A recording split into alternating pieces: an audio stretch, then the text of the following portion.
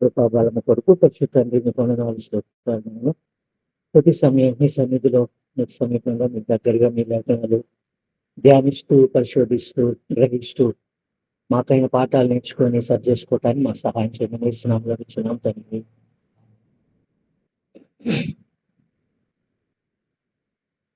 మంచిదండి. మనము ఉత్తర రాజులు నాదిరని కింగ్స్ ఇస్రాయేలు రాజులు ఉత్తర రాజుల గురించి మనము ముగించుకున్న తర్వాత దక్షిణ దేశ రాజుల గురించి మీకు అసైన్మెంట్ ఉంటుంది. మీరు వాటిని చేస్తారు. మీరు వ్యక్తిగతంగా ధ్యానిస్తూ మీరు దాన్ని నేర్చుకోనండి, అభ్యసించండి. ఈ ప్రకారంగా శ్రేష్ఠ విషయాలు మనం అనేక ధ్యానించాము ఈ తరగతుల్లో. అవన్నీ కూడా మీరు మనసును పెట్టుకోవటానికి ప్రయత్నం చేయండి. ఇంకా లోతుగా వాటిని అర్థం చేసుకొని పరిశుద్ధాత్ముడు మీకు తెలియజేసే దానిని మీరు గ్రహించడానికి మీరు ప్రయత్నము చేయండి. అహజ్యా మరణం తర్వాత అతని కుమారుడు అని అన్నట్టున్నాను నేను. అతనికి సంతానం లేక మరణిస్తే అహజ్యా కుమారుడు కాదు కానీ ఆహాబ్ కుమారుడు యోరాము లేదా యెహోరాము రాజయ్యాడు. ఎలీషా ప్రవక్త కాలం ఇక్కడ ఆరంభమైంది. కాబట్టి యోరాము యెహోరాము గురించి ఒక్క పక్కన కాసేపు పెట్టి మనము ఎలీషా గురించి మనము కొంచెం మనము వేగంగా చూసుకుంటాం. మనం వెళ్ళిపోదాము. 2వ రాజుల గ్రంథం 2వ అధ్యాయంలో యెహోవా సుడిగాలి చేత ఏలియాను ఆకాశానికి ఆయన కొనిపోయారు.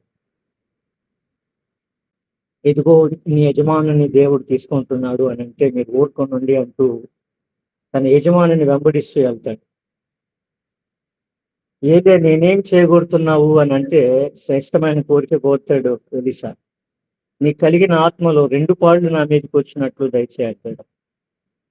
ఏలియా అడిగింది కష్టతరము, అయితే నేను నీ యొద్ద నుండి తీయబడినప్పుడు నీకు నేను కనపడినట్లయితే ఆ ప్రకారం నీకు లభిస్తుంది అని పలికినప్పుడు అగ్నిరాధాలు గుర్రములు వారిని వేరుపరిచాయి.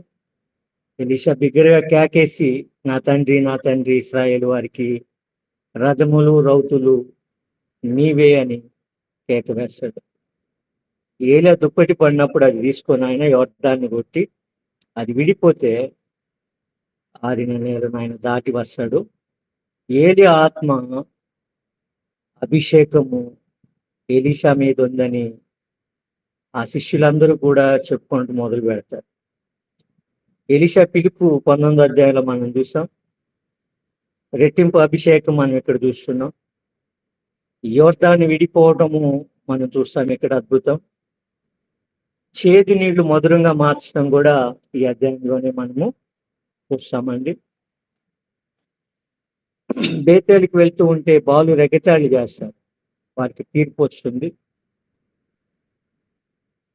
కొంచెము నూనె, కుండలోని కొంచెము నూనె రుణములన్నీ తీర్చి శిష్యుని యొక్క బిడ్డలో తప్పింపబడతారు.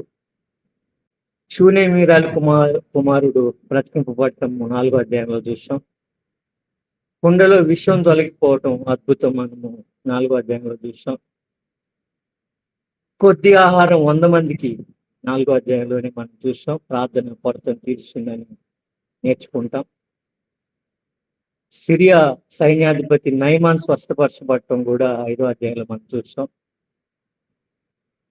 అరువు గొడ్డలి, అరువు సొమ్ము బరువు చేతి అంటారు. అరువు గొడ్డలి చేడి చేతికి దొరకటము మనం చూస్తాం 2వ రాజుల 6వ అధ్యాయంలో.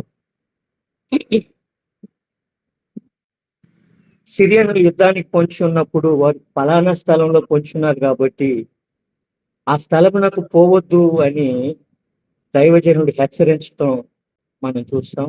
సైన్యాన్ని ప్రజలను రక్షించటం. ఇశ్రాయేల్ రాజు అనుకుంటున్నది సిరియా రాజు అనుకుంటున్నది ఇశ్రాయేల్ రాజుకి ఎలాగో తెలిసింది అని చెప్పి ఎవరు చెప్తున్నారు అని అంటే అతని యొక్క సలహాదారులు అంటారు, ఎలీషాను దైవజనుడు నీవు అంతఃపురంలో అనుకున్నది కూడా తెలుసుకొని తన రాజుకి చెప్తారు అని చెప్పినప్పుడు సైన్యాన్ని పంపిస్తాడు ఆయన, ఎలీషాని పట్టుకొని రండి. ఇప్పుడు ఆ సమయంలో మరొక అద్భుతం మనం చూస్తాము. ఎలీషా ప్రార్థన చేసినప్పుడు దైవజనుని యొక్క ఆ శిష్యుడు కన్నులు తెరవబడుట, అదే రీతిగా సిరియా సైనికుల యొక్క కళ్ళు మూయబడుట, వారిని నడిపించుకొని రాజు ఆస్థానానికి ప్రవక్త శిష్యుడు తీసుకొని వెళ్తారు. మరలా కళ్ళు అక్కడ తెరిపినప్పుడు వారిని కొట్టి చంపుతామని అంటే, నీవు పట్టుకోలేదు కాబట్టి కొట్టవద్దని భోజనం పెట్టి మరి పంపించవలసిందిగా ప్రవక్త కోరుతాడు. ఈ రీతిగా గొప్ప అద్భుతాలు జరిగాయి ఎలీషా యొక్క పరిచర్యలో. మరణం తర్వాత కూడా అతన్ని సమాధి చేయబడే మరణకరమైన రోగం వచ్చింది. ఎంత గొప్ప దైవజనుడైన ఈ భూమి మీద మానవ జీవితము శాపఫలం కాబట్టి మరణకరమైన రోగం వచ్చింది ఎలీషాకు కూడా. కానీ మరణం తదుపరి అతని సమాధి వద్ద ఒక మృతుని బాడవేస్తే అతని ఎముకలు తగిలి అతడు బ్రతుకుతాడు. మరణం తర్వాత కూడా అతని ప్రార్థనా శక్తి, దేవుని యొక్క కార్యాలు జరగటము అద్భుతమైనటువంటి విషయం. కాబట్టి ఇప్పుడు మనము మళ్ళా కాస్త వెనక్కి మనము యోరాము లేదా యెహోరాము ఆహాబు కుమారుడు మనం చూస్తే 12 సంవత్సరాలు అతడు వెళ్తాడు. 12 సంవత్సరాలు బయలుదేవత స్తంభాలను తీసేశాడు, కానీ చెడుతనం మానలేదు, యరొబాము పాపాలు పెడవలేదు.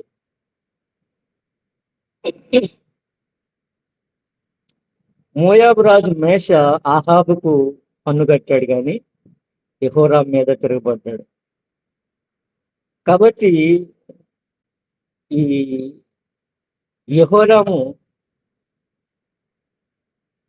యోధారాజు యెహోషాపాతుకు వర్తమానం పంపి, మోయాబు రాజు నా మీద తిరుగుబడ్డాడు, నాతో కూడా మోయాబుల మీదకి యుద్ధానికి వస్తామని అంటే, యెహోషాపాతుకి చావు తప్పి కన్నులు అట్టపోయినా కూడా బుద్ధి కలగలేదు.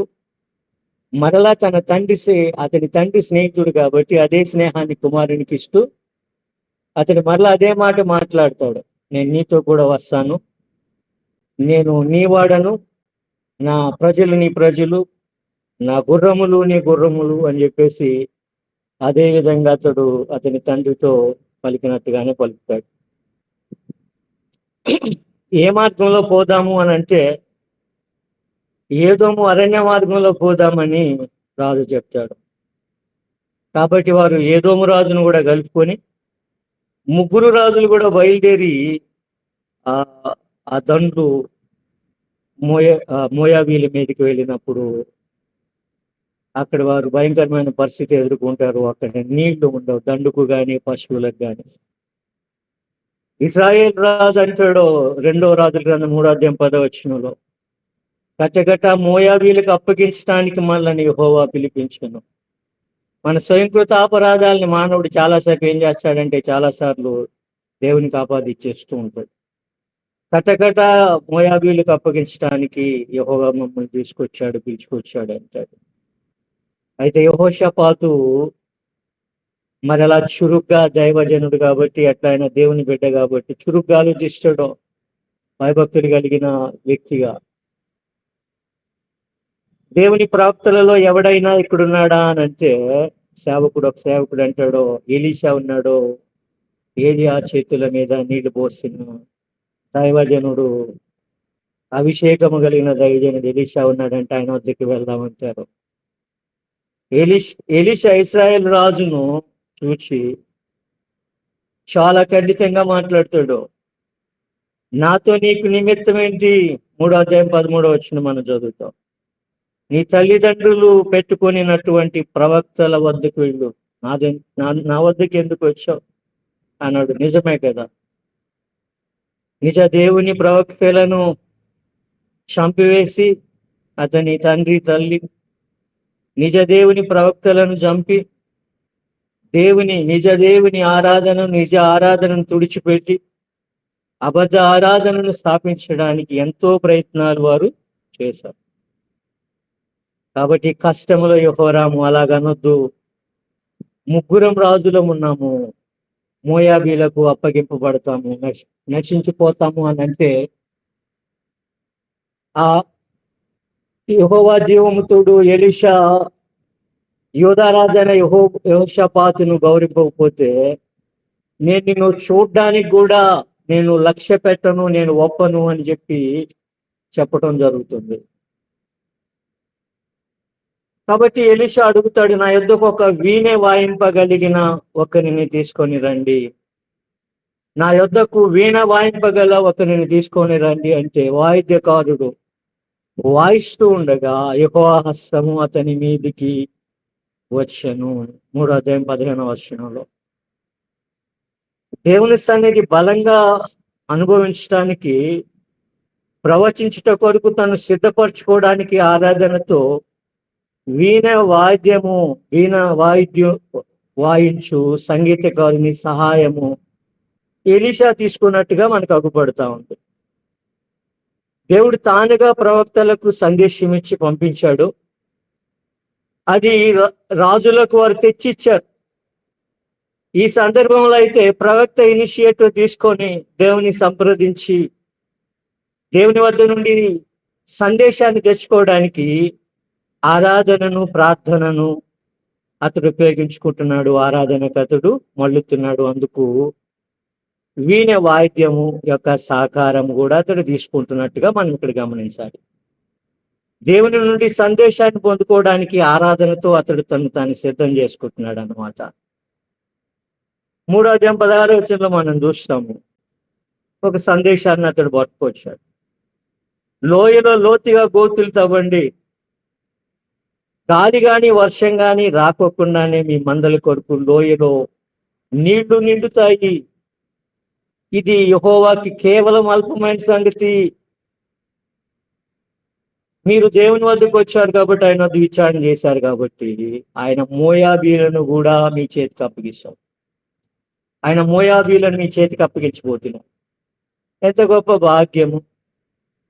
కాదన్నాడు గాని వేడుకున్నాడు దైవజనుడు, దేవునికి కలిగిన భారం వంటి భారం కలిగిన వాడు. అదే సమయంలో దేవుడు కూడా ఎంత దయగలిగిన వాడు, ఎంత దుష్టుడైనప్పటికీ ఇశ్రాయేలు రాజు సహాయం చేసి అద్భుతమైనటువంటి జవాబు ఇచ్చి నీళ్ళనిచ్చి ప్రాణాలు కాపాడటమే కాదు కానీ ముగ్గురు రాజులు, వారి దండ్ల యొక్క, వారి పశువుల యొక్క ప్రాణాలు, మోయాబీయుల మీద విజయాన్ని కూడా దేవుడు వారికి దయచేశాడు. కాబట్టి ఇక్కడ మనం నేర్చుకోవాల్సిన పాఠం ఏమంటే, దేవుని చిత్తం అడగపోకుండా తొందరపడి వెళ్ళొద్దు, అది ప్రమాదము. ఆరంభంలో యెహోషాపాతు కూడా ఈసారి మర్చిపోయాడు. ఆహాబు అడిగినప్పుడు దేవుని వద్ద విచారణ చేద్దామంటారు, కానీ మీకాయా వద్దన్నా వెళ్తాడు అతడు. అదొక పొరపాటు చేస్తాడు. రెండోది, భక్తి గల వారు స్నేహితులుగా ఉండటం ఆశీర్వాదం. భక్తి కలిగిన మనిషి స్నేహితుడిగా ఉండటం ఆశీర్వాదం. కనీసం కష్టం రాగానేనైనా సరే యెహోషాపాతు దేవుని వద్దకు వెళ్దామని జ్ఞాపకం చేశాడు. భక్తి కలిగిన వాడు ఉండటం వల్ల ప్రాణాపాయం తప్పింది, జయం దొరికింది. నష్టం తప్పింది, లాభం కలిగింది.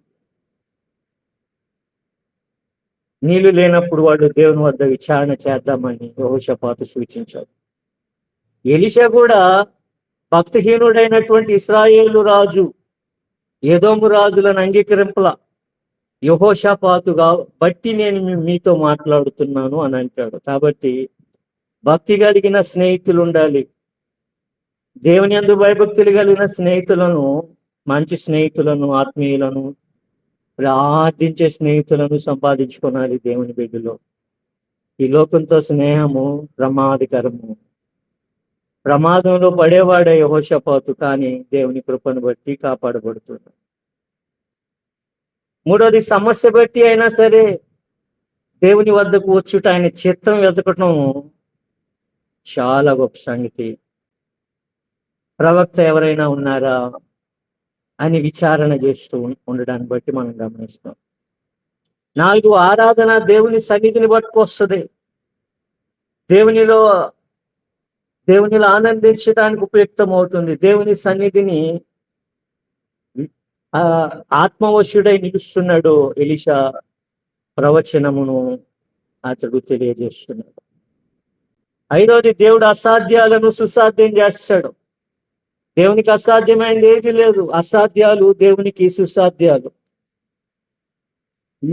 ఆ ఎడారిలో నీళ్లు వర్షం లేకుండా, గాలి లేకోకుండా తవ్విన గుంటలు నిండాయి, దేవుడు చెప్పినట్లుగా, ప్రవక్త ప్రవచించినట్లుగా.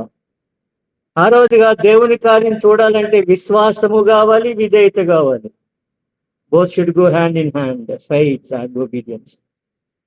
ఈ లోయలో గోతులు చేయండి, గాలి వర్షం లేకుండా నీరు వస్తుంది అంటే నమ్మారు. వారికి ఇంకో ఆప్షన్ కూడా లేదనుకోండి.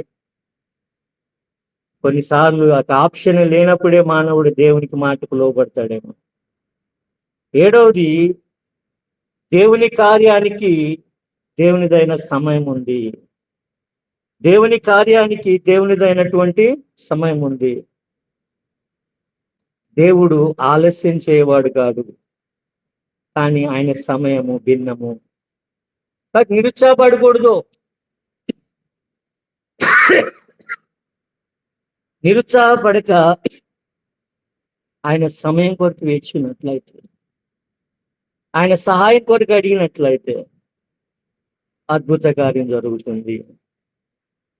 ఎనిమిదవది, దేవుని ఎరగని వారికి దేవుని కార్యాలు అర్థం కావు.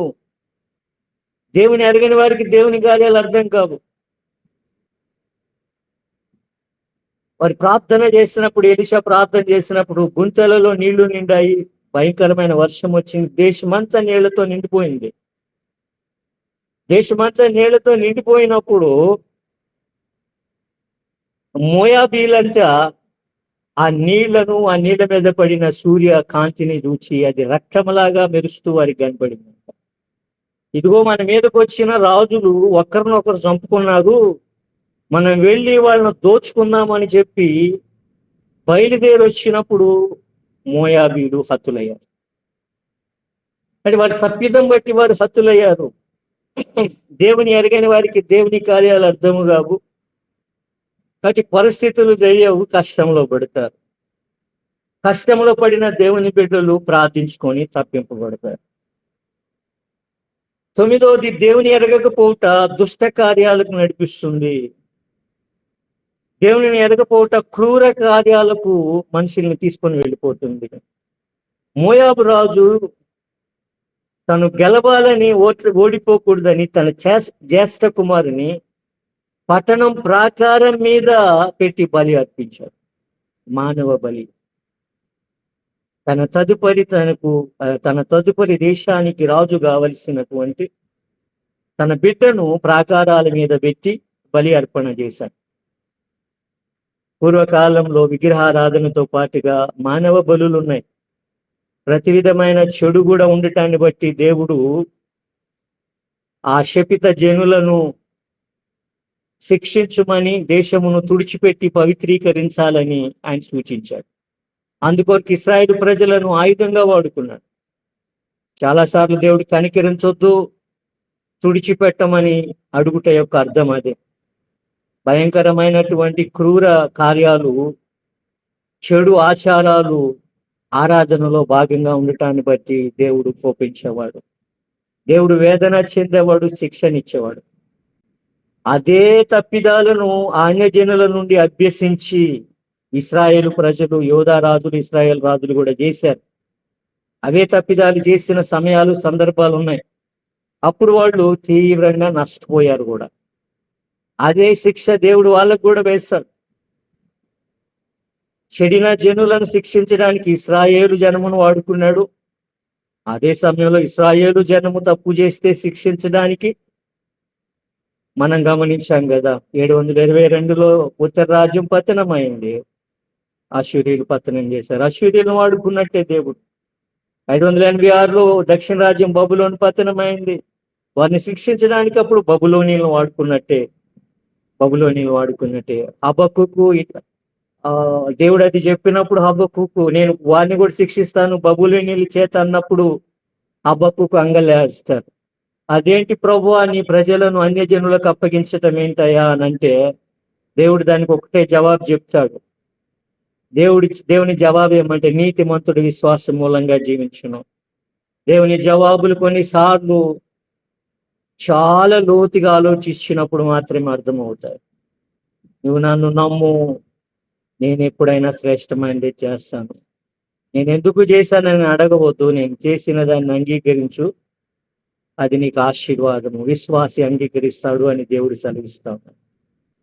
కాబట్టి గుర్తుపెట్టుకోవాలి, ఈ లోకపు చెడు ఆచారాల బట్టి లేదా భయభ్రాంతులకు మానవుడు గురైనప్పుడు చెడు పనులు చేయటానికి కూడా వెనుదిరగడు. కాబట్టి ప్రతి విధమైన భయము, ఇది చేయకపోతే నష్టము, అది చేయకపోతే నష్టము అంటూ ఆచారాల బట్టి అయిన భయము తప్పులు చేయటానికి నడిపిస్తుంది. దేవుని ప్రజలు కూడా అలా పొరపాట్లు చేస్తూ ఉంటారు. 10వదిగా దేవుని కాపుదల సహాయము. దేవుని దయ మాత్రమే గాని మానవుని అర్హత కాదు. యెహోరాము పూర్తిగా అయోగ్యుడు. కృపకు అతని చూడ్డానికి కూడా అందుకే ఇష్టపడలేదు ప్రవక్త. యెహోషాపాతు దయనొందాడు. దేవుని కృపే అది కూడా అతని యొక్క గొప్ప యోగ్యత ఏం కాదు. కృపను బట్టి అతడు కూడా సహాయం పొందుకోగలిగాడు. ఎంత పరిశుద్ధుడైనా దేవుని కృప లేకపోతే దేవుని నీతికి దేవుడు ఆశిస్తున్న స్థాయి కన్నా కూడా తగ్గిపోతాడన్నది వాస్తవము. ఆయన కృప చేత మనిషిని లేవనెత్తాడు. ఆయన కృపలో ఎంత పాపి అయినా పరిశుద్ధుడు కాగలడు గాన, రక్షణ పొందగలడు గాన. దేవుని కృప అవసరమైందని మనం గుర్తుపెట్టుకోవాలి.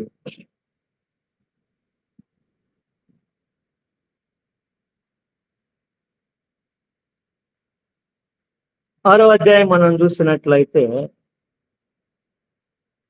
6వ అధ్యాయంలో సిరియా రాజు బెన్హదదు షోమ్రోను ముట్టడేస్తాడు. గొప్ప క్షామం కలుగుతుంది, భయంకరమైన క్షామము. రాజుల చరిత్రలో ఘోరమైన కార్యాన్ని మనం ఇక్కడ చూస్తాము. చాలాసార్లు కలత చెందుతాం ఇట్లాంటి సంఘటనలు విన్నప్పుడు. కాబట్టి కాస్తంత వివరణ మనకు మంచిదే ఇది. ఎందుకంటే గాడిద తల 80 రూపాయలు, అరపావురం రెక్క కాదు, అది రెట్ట 5 రూపాయలు.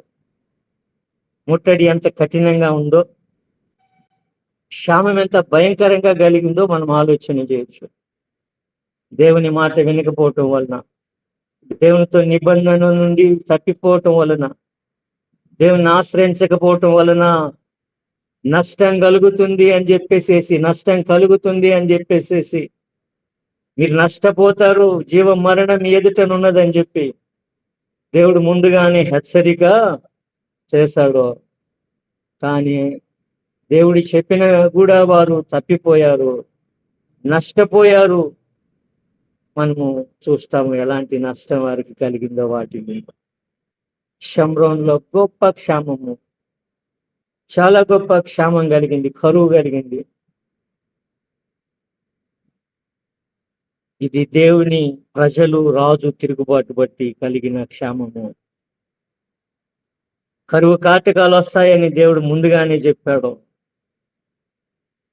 రాజు ప్రాకారంపై తిరుగుతూ ఉంటే ఒక స్త్రీ, రాజా సహాయం చెయ్యి అంటా ఉంది. రాజు ఎవరికని సహాయం చేస్తాడు? తనకే దిక్కులేదు. ఆయన అంటాడు, యెహోవా నీకు సహాయము చేయనది నేను ఎక్కడి నుండి సహాయం చేస్తాను? కళ్ళ నుండి ధాన్యము, గానుగ నుండి ద్రాక్షరసం ఇచ్చి సహాయం చేయటం వల్లబడదు. రాజు వల్ల కూడా కాదు. అందుకే రాజులను ఆశ్రయించవద్దు, దేవుని ఆశ్రయించమని దేవుని వాక్యం సెలవిస్తాం. నీ చేరానికి కారణం ఏంటి అని అంటే, ఆ భయంకరమైన ఘోరమైన సంగతి ఆ స్త్రీ చెప్పుద్ది. నేటికి నీ బిడ్డను ఆహారం ఇవ్వు, రేపు నా బిడ్డని భక్షిద్దాము అని చెప్పి ఈ స్త్రీ చెప్పి, ఇప్పుడు తన బిడ్డని దాచుకుంది అని అన్నప్పుడు, వారు తమ బిడ్డను చంపుకొని తిన్నారు అని తెలిసినప్పుడు రాజు తన వస్త్రాలు చింపుకున్నాడు. భయంకరమైనటువంటి ఆవేదన చెందుతూ రాజు తన వస్త్రాలు చింపుకున్నాడు. అతని వస్త్రముల గనుక గోనె పట్ట స్పష్టంగా ప్రజలకు కనపడింది. ప్రాకారం ఉంది. అది ఘోర కలిగా మనకు అర్థమవుతా ఉంది. చాలా గొప్ప తీర్పుగా మనకు అర్థం. ఒక సంఘటన ఒకవేళ జరిగి ఉండొచ్చు, ఒకటే సంఘటన, కానీ దేవుని ప్రజల దేశంలో, ఇశ్రాయేలు దేశంలో ఇది జరుగుట గొప్ప తీర్పుకు గురుతుగా ఉంది. రాజు బహు దుఃఖపడ్డాడు. చాలా క్రోధం వచ్చింది అతనికి, చాలా క్రోధం. దీనంతటి కూడా కారణం ఎలీషా అని భావించాడు. ఎప్పుడు నాకు విరుద్ధంగానే మాట్లాడతాడు కాబట్టి అని తన తండ్రిలాగా పలికాడు. కాబట్టి ఎలీషా తల అతని మీద నిలిచి ఉండదు అని చెప్పి అతడు పలికాడు. చూసారా, చెడును గద్దించినందుకు అతడు పలకటం వలన చెడు వచ్చిందన్నట్టుగా ప్రజలు, రాజు ప్రవక్త మీద వారి యొక్క క్రోధము, ద్వేషము మళ్ళినట్టుగా మనం చూస్తూ, దేవుని ఏమీ చేయలేరు కాబట్టి ప్రవక్త మీదకి ద్వేషం మళ్ళింది వారికి. మనం చూస్తాం యూదా రాజ్యంలో కూడా మందిరం నాశనం అవుతుంది, ప్రజలు చెరపట్టబడతారు, బబులోని చెర రాబోతా ఉంది అని ముందుగానే, చాలా ముందుగా ప్రవక్తలు యెషయా, యిర్మీయా ప్రవచించినప్పుడు జనులు చాలా క్రోధంతో ఉన్నారు. దేవుని మందిరం పాడవుతా అంటున్నాడు అని చెప్పేసి ద్వేషించారు నిజ ప్రవక్తలను. మనషే రాజు అయితే యెషయా ప్రవక్తను రంపంతో 2 ముక్కలుగా గోయించాడు.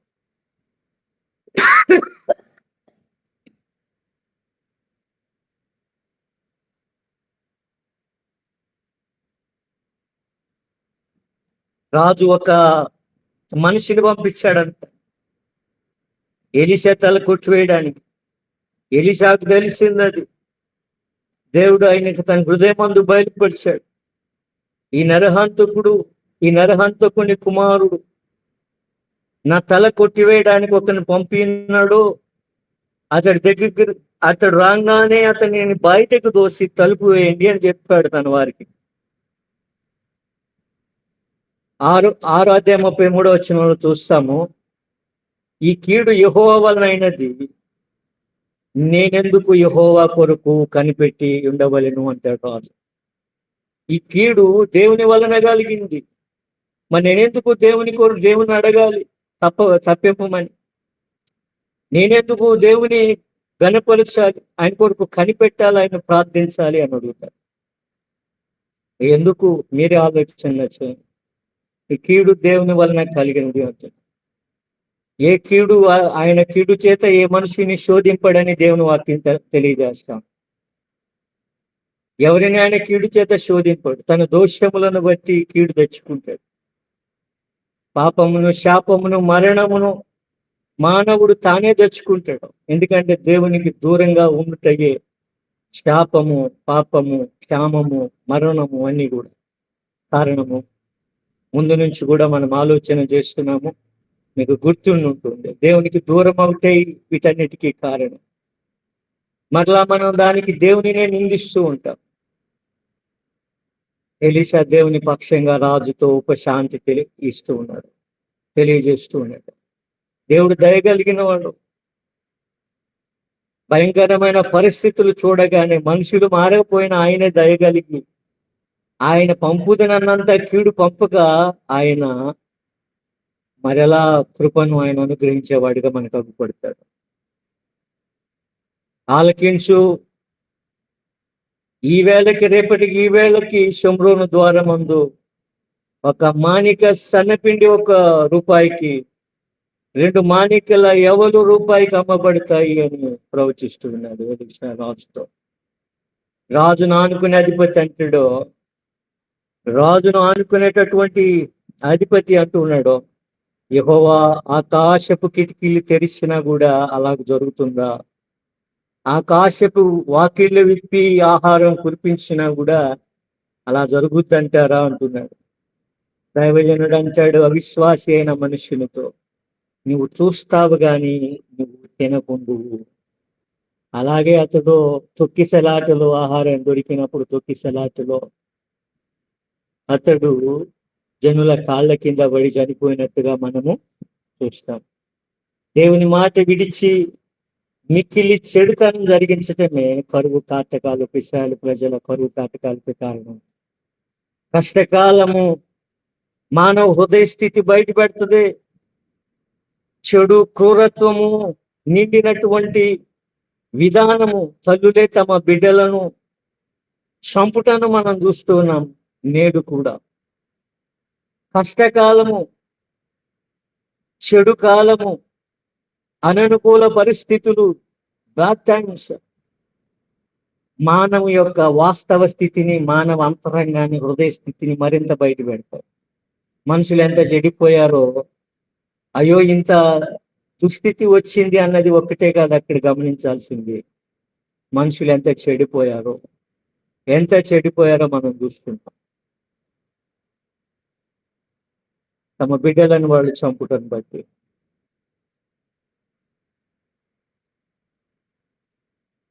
చెడులో మానవుడు తన స్థితి ఎరగాలి. దానికి బదులు ఏం చేస్తుంటాడంటే దేవుని దూషిస్తుంటాడు, నిరాశపడతాడు. కానీ మూడో ఆప్షన్ ఉంది, దేవుని తట్టు తిరుగుట ఆశీర్వాదం కలుగుతుంది. రాజు ఎంత తిరిగాడో ఇశ్రాయేల్ రాజు తెలియదు, కానీ జనుల పట్ల దేవుడు దయ తలిచి దేవుడే సహాయం చేస్తున్నాడు. మన తప్పిదం బట్టి ఇతరులు నిందించకూడదు. తప్పిదం రాజుది, ప్రజలది.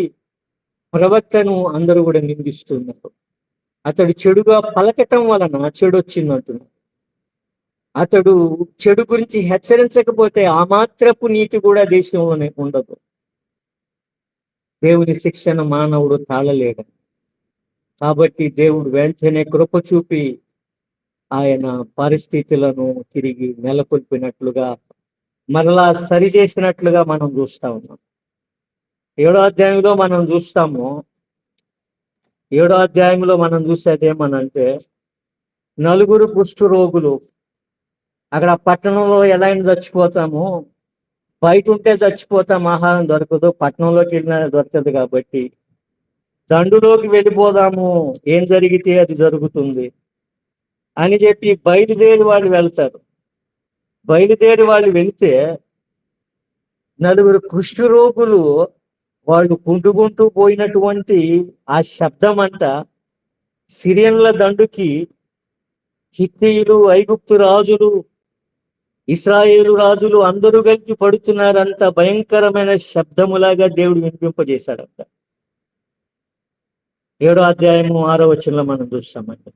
వారు అనుకుంటున్నారంట, ఇశ్రాయేలు రాజు భత్యమిచ్చి కొనుక్కున్నాడు రాజులను, ఐగుప్తు రాజులను, హిత్తీల రాజులను కూడా తోడు తెచ్చుకున్నాడు, కాబట్టి ఇక మన ప్రాణాలు రక్షించుకోవాలి అని చెప్పి ఎక్కడివక్కడ వదిలేసి పరిగెడుతున్నప్పుడు ఏమైనా ఒకటి అరా చేత్తో పట్టుకుంటే పరిగెడుతున్నప్పుడు అవి కూడా పాడవేసుకుంటూ వాళ్ళు పారిపోయి వెళ్ళిపోయారు. ఈ కుష్టి వాళ్ళు వెళ్ళి చూసినప్పుడు ఎవరూ లేరు. వాళ్ళు వచ్చి రాజుకు తెలియజేస్తే రాజు నమ్మల. వాళ్ళు ఎక్కడో పొలముల్లో దాగి మనం వెళ్తే హఠాత్తుగా మీద పడి చంపాలి అనుకుంటున్నారని అంటే రాజు సేవకుడు అంటాడు, ఎంతో మంది మీ యుద్ధంలో చనిపోయాం, ఎంతో మంది మీ క్షామంతో చనిపోతున్నాం కదా, ఏమైంది, మరి ఒక 5గురిని పంపిస్తాను, 5గురిని పంపించి గుర్రముల మీద ఆ విషయము విచారణ చేస్తానంటే వెళ్ళమని అంటే వాళ్ళు వెళ్ళి చూసి సత్యం ఎరిగి వారు గొప్ప దోపిడీ సొమ్ము, ఆహార పదార్థాలు అన్ని కూడా తెచ్చుకుంటే దేవుడు చెప్పినట్లుగా అద్భుతం జరిగింది, గొప్ప కార్యం జరిగింది. అది రూపాయికి 1 మానిక సన్నపిండి, 2 మానికల యవలు ప్రజలకు దొరికే. ఆకాశ వాకిలు విప్పినా కూడా ఇది సాధ్యమా అన్నది అద్భుతాన్ని దేవుడు చేశాడు. 4 కుష్ఠు రోగులు వెళితేనే సైన్యము గుండెలు బదిలి పరిగెట్టేటట్లుగా దేవుడు చేసి గొప్ప కార్యాన్ని చేసి ఇశ్రాయేలు ప్రజలను రక్షించాడు. ముట్టడి నుండి, కరువు నుండి రక్షించినట్టు చూస్తూ ఉన్నాం. మనకు కూడా ఈ మధ్య యుద్ధాలు ఉంటూ ఉన్నాయి, భయంకరమైన క్షామాలు గడువబోతున్నాయి అని చెప్తున్నారు. ఎల్నినో, సూపర్ ఎల్నినో వస్తుందంటున్నారు ప్రపంచం అంతా. భయంకరమైన కరువులు రాబోతున్నాయి అని చెప్తున్నారు. ఆర్థిక మాంద్యం, ఆహారపు కొరత రాబోతుంది అంటున్నారు. సంపదలు మరింత ఒక చోట కేంద్రీకృతం అవుతూ ఉన్నాయి. అనేకులు నిరుపేదలు అయిపోతూ ఉన్నారు. దేవుని తీర్పులో భాగమవుతుంది ఇవన్నీ కూడా. కాబట్టి దేవుని బిడ్డలు మొరలు పెట్టేవారిగా ఉండాలి. దేవుని హెచ్చరికలకు లోబడే వారిగా ఉండాలని మనం కూడా ఆలోచన చేసుకొని నీ కొన్ని శ్రేష్ఠ పాటలు ఈ ఏడాద్యం నుంచి ఏమంటే, దేవునికి అసాధ్యమైనది ఏది లేదో ఒక్క రోజులో దేవుడు కరువు నుండి కాపాడగలిగాడు. అసాధ్యాలు సుసాధ్యాలు చేసే దేవుడు ఆయన. అద్భుతకరుడు ఆయన పేరు. రెండోది, దేవుని మాట నమ్ముకుంటే మనకే నష్టం. నమ్మనటువంటి అధిపతి తానే నష్టపోయాడు, తొక్కిసలాటలో చనిపోయాడు. దేవుడు అల్పులను కూడా తన ప్రణాళికలో భాగం చేసి వాడుకోగలడు. అల్పులను కూడా తన ప్రణాళికలో భాగం చేయగలడు. కుష్ఠు రోగులను ఆయన వాడుకున్నాడు. కుష్ఠు రోగులను ఆయన ఎవరిని తిరస్కరించువాడు కాదు. ప్రజలు వెలివేసి ఊరు బయట పెట్టిన కుష్ఠు రోగులను ఊరి రక్షణ కొరకు, దేశ రక్షణ కొరకు దేవుడు వాడుకున్నాడు. ఏసయ కాలంలో కూడా ఒక కుష్ఠు రోగి దూరంగా నిలిచి, ప్రభువా నీకు ఇష్టమైతే నన్ను శుద్ధిని చేయగలవంటే, దూరంగా నిలిచిన మనిషిని దగ్గరికి వెళ్ళి చెయ్యి చాపి ముట్టి నోటితో స్వస్థపరచొచ్చు ఆయన. కానీ చెయ్యి చాపి తాకి ముట్టుకొని నాకు ఇష్టమే శుద్ధుడవు కమ్మంటాడు. అది దేవుని ప్రేమ. ఆయన అల్పులను అయోగ్యులను కూడా తన ప్రణాళికలో పెట్టుకోగలడు. వాస్తవం అయితే ప్రతి ఒక్క అల్పుడైన మనిషిని కదా ఆయన హెచ్చించి గణపరిచాడు. గాడిదల దగ్గర తీసుకున్నా, గొర్రెల దగ్గర తీసుకున్నా, నేల మంటి నుండి పైకి తీసిన ఆయన వల్లే కదా సాధ్యం. కాబట్టి ఆయన తట్టు చూస్తే హెచ్చిస్తాడు, ఆయనను గణపరిస్తే ఆయన హెచ్చిస్తాడు. ఎంత గొప్పవాడు దేవుడు. నలుగురు కుష్ఠరోగుల అడుగుల సవడిని రాజులు భయభ్రాంతులకు గురి అయ్యే రీతిగా గొప్ప శబ్దాలుగా, రథముల గుర్రాల శబ్దాలుగా దేవుడు వారికి వినిపింపజేసి బీతిల్లా చేశాడు. రక్తపు చుక్కబడకుండా జయమునివ్వగలిగిన వాడు దేవుడే. రక్తం గారకుండా జయం ఇవ్వగలిగిన వాడు ఆయన. సువార్త, కాబట్టి సువార్త దాచకూడదు. సువార్త దాచకూడదు. శుభములు పంచుకోవాలి, ఇతరులతో ఆశీర్వాదాలు పంచుకోవాలి. ఇదిగో ఇది గొప్ప దినము, శుభవార్త దినము. మనము ఇక్కడే ఉంటే నష్టపోతాము. ఈ శుభవార్త అందరికీ చెప్పాలా? అవును, సువార్త దాచుకోకూడదు. అందరికీ కూడా తెలియజేయాలి. ఆశీర్వాదాలు పంచుకోవాలి. దేవుని బిడ్డలు ఈ రోజుల్లో దేవుడు ఆశీర్వదిస్తే ఆశీర్వాదాలు అట్టి పెట్టుకుంటున్నారు. తమ సొంత వారికి కూడా పంచడానికి ఇష్టపట్టల్లా. అందుబట్టి ఆశీర్వాదాలు పోతాయి. ఆశీర్వాదాలు పోతాయి. దేవుడు అద్భుతం చేసి 2 దోణులు పట్టే చేపలు ఒక వలలో నింపితే వల పిట్లిపో వస్తా ఉంది. ప్రభు శిష్యులు పంచుకున్నారు. సహాయం అడిగి పిలిచి అందరూ కలిసి పట్టి లాగి పంచుకున్నారు. లేకపోతే అవన్నీ వల పిట్లిపోయి మొత్తము నీటి పాలయ్యాయి. ఆశీర్వాదాలు పంచుకుంటే పెరుగుతాయి. ఆశీర్వాదంగా ఉండడానికి మనం పిలువబడ్డాం. కేవలం ఆశీర్వాదం పొందుకోవడానికి మనం పిలువబడలేదు. ఆశీర్వాదం పొందుకోవడంతో పాటు ఆశీర్వాదంగా మనం ఉండాలని చెప్పి దేవుని వాక్యం తెలియజేస్తాం. ఆశీర్వాదంగా మనం ఉండాలి. ఆశీర్వాదాలను మనం ఎప్పుడు కూడా ఇతరులతో కూడా పంచుకోవాలి. కాబట్టి దేవుని కార్యం చూడాలంటే ఎప్పుడు కూడా మనం ఆశీర్వాదాలు పంచుకోవాలని దేవుని వాక్యం తెలియజేస్తాం. సరే, మంచిదండి. మనం 2వ రాజుల గ్రంథం 8వ అధ్యాయంలోకి వెళ్దాం. 2వ రాజుల గ్రంథం 8వ అధ్యాయంలో మనము గమనించినట్లయితే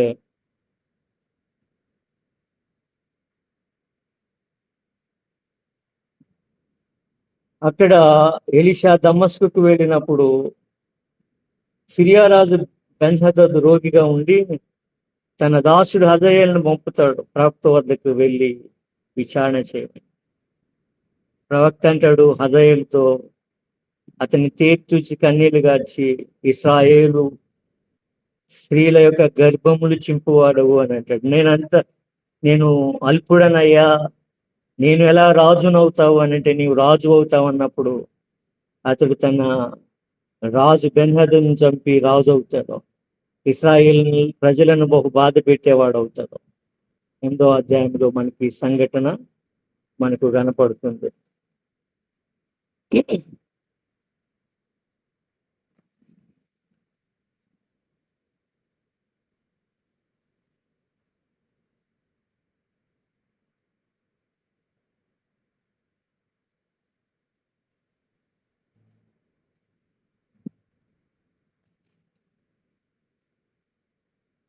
తదుపరి యెహోరాం తర్వాత యెహూ, 10వ రాజు యెహూ. ఉత్తర రాజుల గురించి మీకు లిస్ట్ ఉంది. దక్షిణ రాజుల లిస్ట్ కూడా మీకు మీకు పెడతారు. దాన్ని బట్టి మీరు బైబిల్ నుండి మీరు చక్కగా చదవచ్చు. యెహూ షోమ్రోన్లో 28 ఏళ్ళు పరిపాలన చేశాడు. యెహూ నింషికి పుట్టిన యెహోషాపాతు కుమారుడు. నింషికి పుట్టిన యెహోషాపాతు యొక్క కుమారుడు యెహూ. దేవుని ఆజ్ఞ తీసుకొని అతడు ఆహాబు వంశాన్ని నాశనం చేసిన వాడు కూడా. దేవుని మాట నెరవేరుస్తూ, ప్రవచనం నెరవేరుస్తూ ఆహాబు వంశాన్ని అతడు నాశనం చేశాడు. యెజెబెలును చంపింది కూడా ఇతడు. ఇతడు ఆ బయలు యొక్క పూజారులను హతం చేశాడు. ఇతని తప్పిదము అతడు బంగారు దూడల పూజను మాత్రము తొలగింపలేదు. 9-10 అధ్యాయాలలో ఇతని జీవితం మనకు అగుపడుతుంది.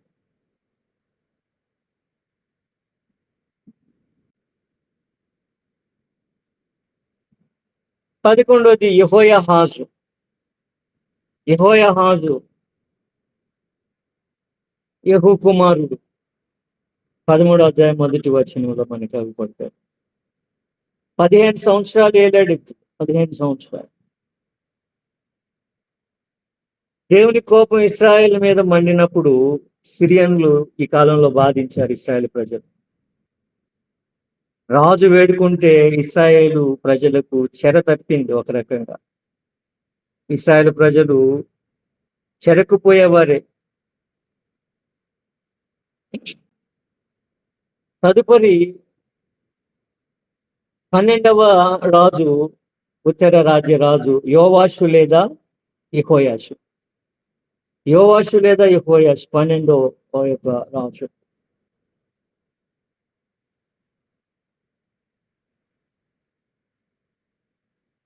నోట్స్ లో ఉంది, మీ స్క్రీన్ లో పెట్టవచ్చు, మీరు స్క్రీన్ షేర్ చేయొచ్చు. ఎలీషా మరణించిన సమయంలో ఇతడే రాజు.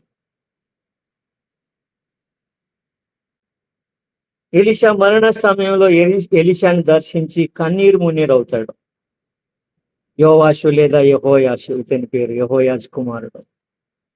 నా తండ్రి ఇశ్రాయేలు వారికి రథములు రౌతులు నీవే అని అంగలారుస్తాడు. ఏ విధంగా ఏలియా కొరకు అంగలార్చాడో అట్లాగూ యెహోయాషు ఎలీషా కొరకు అంగలార్చిన మనుషుడిగా ఉంటాడు. ఎలీషా అంటాడు, కిటికీ నుండి నీ విల్లు తీసుకొని బాణములు వెయ్యి అని అంటే అతడు 3 సార్లు వేసి సరిపెడతాడు. ఎలీషా కోపించి, నీవు ఒక 7 మార్లు వేసినట్లయితే పూర్తిగా నీవు సిరియన్ల మీద విజయం సాధించేవాడివి. నువ్వు ముమ్మారు సరిపెట్టుకున్నావు. అల్ప సంతోషి అనమాట యెహోయాషు. నీ ముమ్మారు వేసి సరిపెట్టావు కాబట్టి ముమ్మారు మాత్రం నీ విజయాలు పొందుకుంటావు. కాబట్టి ముమ్మారు అతడు విజయాలు పొందుకున్నాడు, కానీ సంపూర్ణమైన విజయము పొందుకోలేకపోయాడు.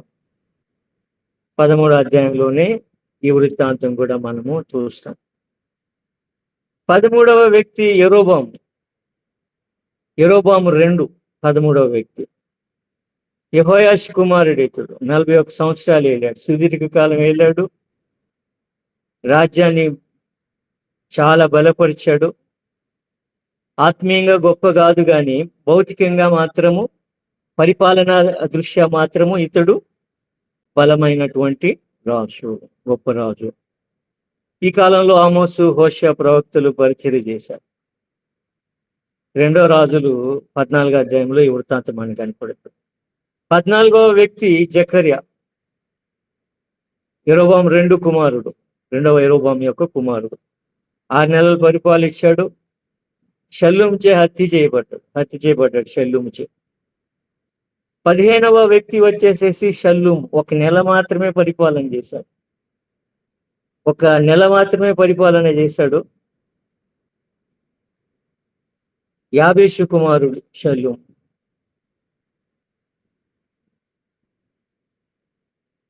గాది కుమారుడు మనహేము ఇతన్ని హత్య చేసి తాను రాజయ్యాడు. మనహేము, గాది కుమారుడైన మనహేము 10 సంవత్సరాలు 10 సంవత్సరాలు పరిపాలన చేశాడు. క్రూర పరిపాలన ఇతంది.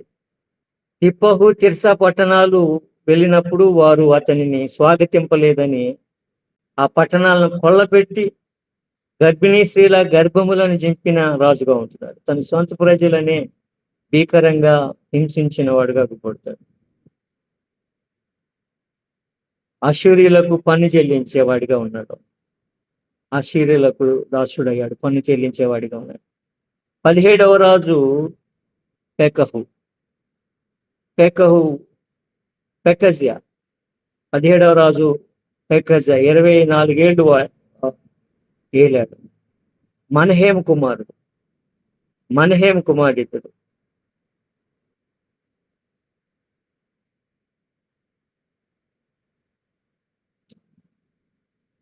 50 మంది గిలాదీయులతో కలిసి రెమల్య కుమారుడు ఇతన్ని హత్య చేశాడు.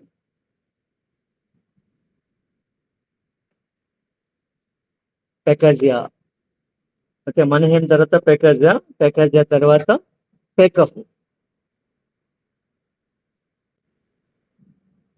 పెకహు వచ్చేసి రెమల్య కుమారుడు 20 సంవత్సరాలు ఏలాడు. 20 సంవత్సరాలు పరిపాలన చేశాడు. యూదాపై కూడా యుద్ధం చేశాడు ఇతడు సిరియా రాజు ప్రోద్బలంతో. ఈ సమయంలోనే అశూరీయులు దాడి చేసి కొంత భాగాన్ని ఆక్రమించారు. 19వ రాజు హోషేయ, చివరి రాజు, 9 సంవత్సరాలు పరిపాలించాడు. ఏలా కుమారుడు. అశ్షూరాజు షల్మనేజరుకు పన్ను చెల్లించేవాడిగా ఉన్నాడు. కానీ కుట్ర చేసి అతడు తిరుగుబాటు చేసినప్పుడు షోమ్రోన్ను ముట్టడించి అశ్షూరు రాజు ఇశ్రాయేలు ప్రజలను చెరపట్టడం జరిగింది. రాజ్యం కూలిపోయింది, రాజ్యం పతనం అయిపోయింది. ప్రజలు చెరపట్టుబడ్డారు. అశ్షూరీయులను తీసుకొని వచ్చి అక్కడ పెట్టి ఇశ్రాయేలు ప్రజలను చెరపట్టుకొని పోయారు. ఇశ్రాయేలు ప్రజలు శ్రేష్ఠులందరినీ కూడా చెరపట్టుకొని పోయారు. కాబట్టి అశ్షూరీయులు అక్కడికి వచ్చి నివాసం ఉన్నప్పుడు అశ్షూరీయులు, ఇశ్రాయేలు ప్రజలు మిళితం అవడాన్ని బట్టి ఒక నూతనమైనటువంటి జాతి, సమరయ జాతి పుట్టుకొచ్చింది. సమరయులు పుట్టుకొచ్చారు. అందుకే సమరయులు కూడా ఇశ్రాయేలు ప్రజల వంటి, ఇశ్రాయేలు ప్రజల లాంటి ధర్మశాస్త్రము, ఇశ్రాయేలు ప్రజల లాంటి ఆరాధనలు వారికి ఉన్నాయి. ఇశ్రాయేలు ప్రజలు, యూదులు యెరూషలేములో మందిరం ఉంటే వారు గెరిజీములో మందిరం ఉంది. సమరయ స్త్రీతో ప్రభు సంభాషణ చేసినప్పుడు సమరయ స్త్రీ ప్రభువుని అడుగుద్ది, మీరు యూదులు యెరూషలేములో ఆరాధిస్తున్నారు, మేము గెరిజీములో ఆరాధిస్తున్నాము, ఏది నిజమైన ఆరాధన స్థలం? ప్రభువారు నిజమైన ఆరాధన స్థలము ఒక ప్రదేశానికి కాక హృదయానికి ఆయన ఇస్తాడు. హృదయము ప్రాముఖ్యమని ప్రభు తెలియజేస్తాడు. అంటే హృదయం చాలా ప్రాముఖ్యము. హృదయము మంచిగా ఉంటే, హృదయం ఆత్మతో సత్యముతో ఆరాధించేదైతే దేవుడు అంగీకరిస్తాడని చెప్పేసి తెలియచేయటం జరుగుతుంది. ఇక్కడ ఈ పతనమును బట్టి మనము కొన్ని పాఠాలు నేర్చుకొని తీరాలి. ఈ పతనాన్ని బట్టి మనం కొన్ని పాఠాలు నేర్చుకొని తీరాలి. ఒకటేమనంటే, దేవుని ఆజ్ఞలను, మార్గాన్ని విడిచి మనం వెళ్ళినట్లయితే నాశనం తప్పదు. మానవ పతనానికి కారణము ఆజ్ఞలను విడుచుట, నిబంధనను మరచుట. ఈ నిబంధనను మీరు మరవకూడదు. మీ దేశము మీకు ఉండాలంటే, మీ దేశమందు మీరు వర్ధిల్లాలంటే, దేవుని యందు భయభక్తులు కలిగిన వారిగా ఉండాలని, దేవుని యందు భయభక్తులు కలిగి నిబంధనను అనుసరించి, దేవుని ఆజ్ఞలు, నిబంధన యొక్క షరతులు, దేవునితో వారు నిబంధన చేసుకున్నారు. ఆ నిబంధనకు వారు కట్టుబడి ఉండాలి. అది మీరినప్పుడు పతనము తప్పదు. దేవుని ప్రజలు దేవుని మాట మీరి వెళితే ఆయనను విడిచి వెళితే దాన్ని బట్టి నష్టపోతారు. రెండవది విగ్రహారాధన, దానికి సంబంధమైన మూఢ ఆచారాలు దేవుడు ఇష్టపడ్డం. మనం చూసాము, మోయాబు రాజు తన కుమారుని బలి అర్పించాడు ప్రాకారం మీద. మూఢ ఆచారాలు దైవ భక్తి కాదు.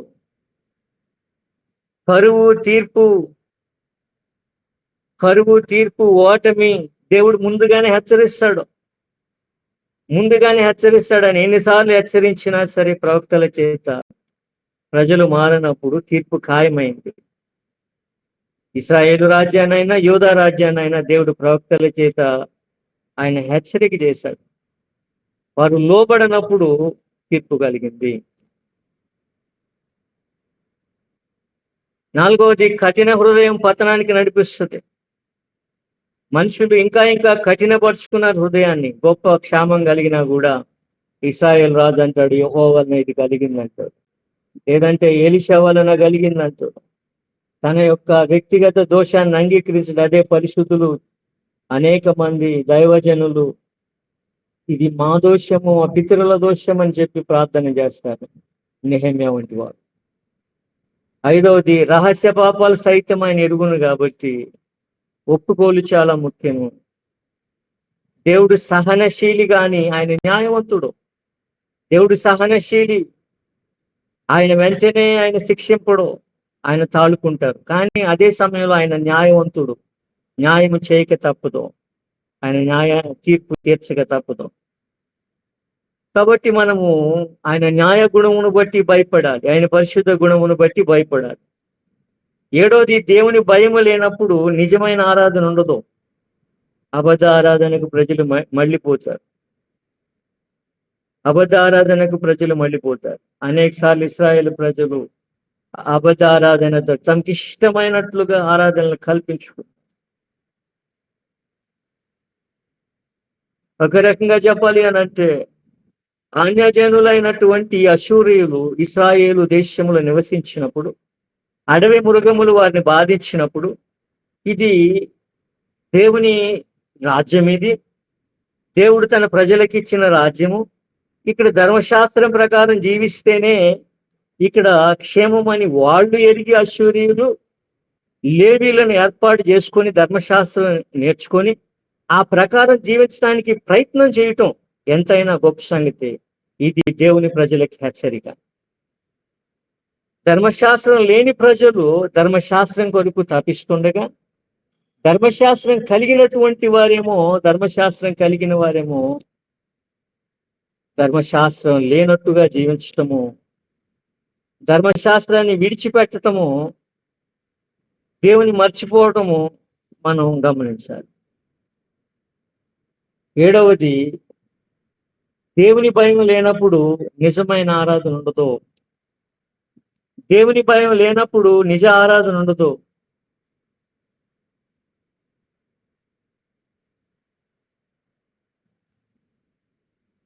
దేవుని నిబంధన మనము గౌరవించాలి కానీ మీరకూడదు.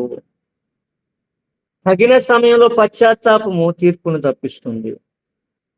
ఆలస్యమయ్యే కొలది హృదయం కఠినమవుతుంది. తగిన సమయంలో పశ్చాత్తాపము తీర్పును తప్పిస్తుంది, దేవుని వద్దకు నడిపిస్తుంది.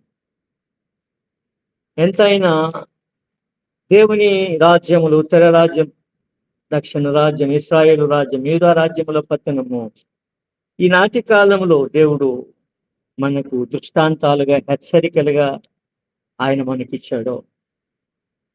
ఈ దృష్టాంతాలను మనము మన హృదయంలో పెట్టుకొని దేవుని యొక్క ప్రజలమైనటువంటి మనము ఈ దృష్టాంతములను బట్టి, ఈ హెచ్చరికలకు లోబడి మనము కూడా జాగ్రత్త కలిగి జీవించాలని దేవుని వాక్యం సూచిస్తాం. దేవుని వాక్యం మనకు తెలియజేస్తాం. కాబట్టి ఇప్పుడు ఈ సమయంలో మనము దక్షిణ దేశ రాజుల గురించి కూడా వేగంగా మనం చూసుకుంటా వెళదాము. దక్షిణ దేశం యొక్క మనకు సమయం ఉంది కాబట్టి క్విక్గా మనం కొంచెంగా. ఉత్తర రాజ్యం 722లో అశ్షూరీయుల చేతిలో పతనమైంది. అయితే దక్షిణ రాజ్యము మరి కాస్త మనుగడ చేసి 586లో బబులోనీల చేతిలో పతనమైనట్లుగా మనము చూస్తాం. రెహబాము సొలొమోన్ కుమారుడు కఠిన పాలన బట్టి, అతని అవివేకాన్ని బట్టి, దేవునిపై తిరుగుబాటు బట్టి, అన్య ఆరాధనలు ఆచారాల బట్టి దక్షిణ ఆ రాజ్యంగా ఉత్తర రాజ్యంగా రాజ్యం విడిపోయింది. రెహబాము మొదటి రాజు మన మొదటి రాజుల 12 నుండి 14 అధ్యాయాల్లో మనం చూస్తాం. సైమల్టేనియస్ గా సమాంతరంగా మనము దినవృత్తాంతాల గ్రంథంలో కూడా మనము యూదా రాజుల యొక్క చరిత్ర మనం చూస్తాం. యూదా రాజులు ఏ విధంగా వారు జీవించారో మనం చూస్తాం. రెండవ దక్షిణ దేశపు రాజు వచ్చేసి అబియా. యెరోబాంతో యుద్ధం చేశాడు. దేవుని సహాయం పొందినవాడు. అయితే సంపూర్ణంగా పూర్ణ హృదయంతో దేవుని అతడు వెంబడించిన వాడు కాదు. పూర్ణ హృదయంతో దేవుని వెంబడించిన వాడు కాదు.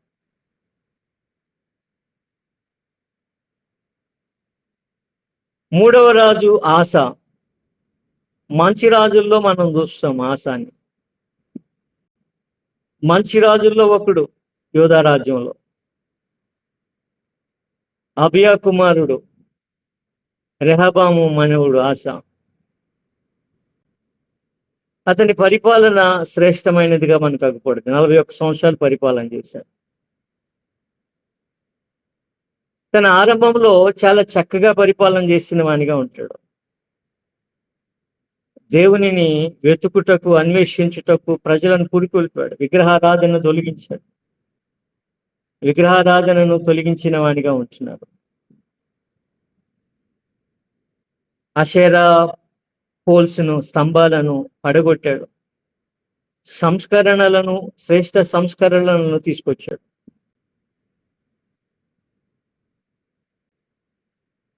ఆశ దేవుని మీద విశ్వాసంతో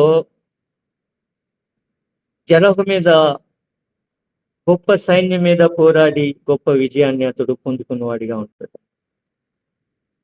ఇది అతని యొక్క భక్తి జీవితాన్ని బట్టి కలిగినటువంటి విజయము. అతని భక్తి జీవితాన్ని కలిగినటువంటి విజయం. దేవునిని మాత్రమే సేవించమని ప్రజలను పురికొల్పినటువంటి వాడు. అయితే అతని జీవితంలో కూడా కొన్ని తప్పులు కనపడతా ఉన్నాయి. అతని జీవితంలో తప్పులు ఏంటి అంటే, ఆరాము రాజుతో ఒప్పందం చేసుకోవటం, ఇస్రాయేల్ రాజు భాష మీదకి ఎదుర్కోవడానికి వెళ్తాం,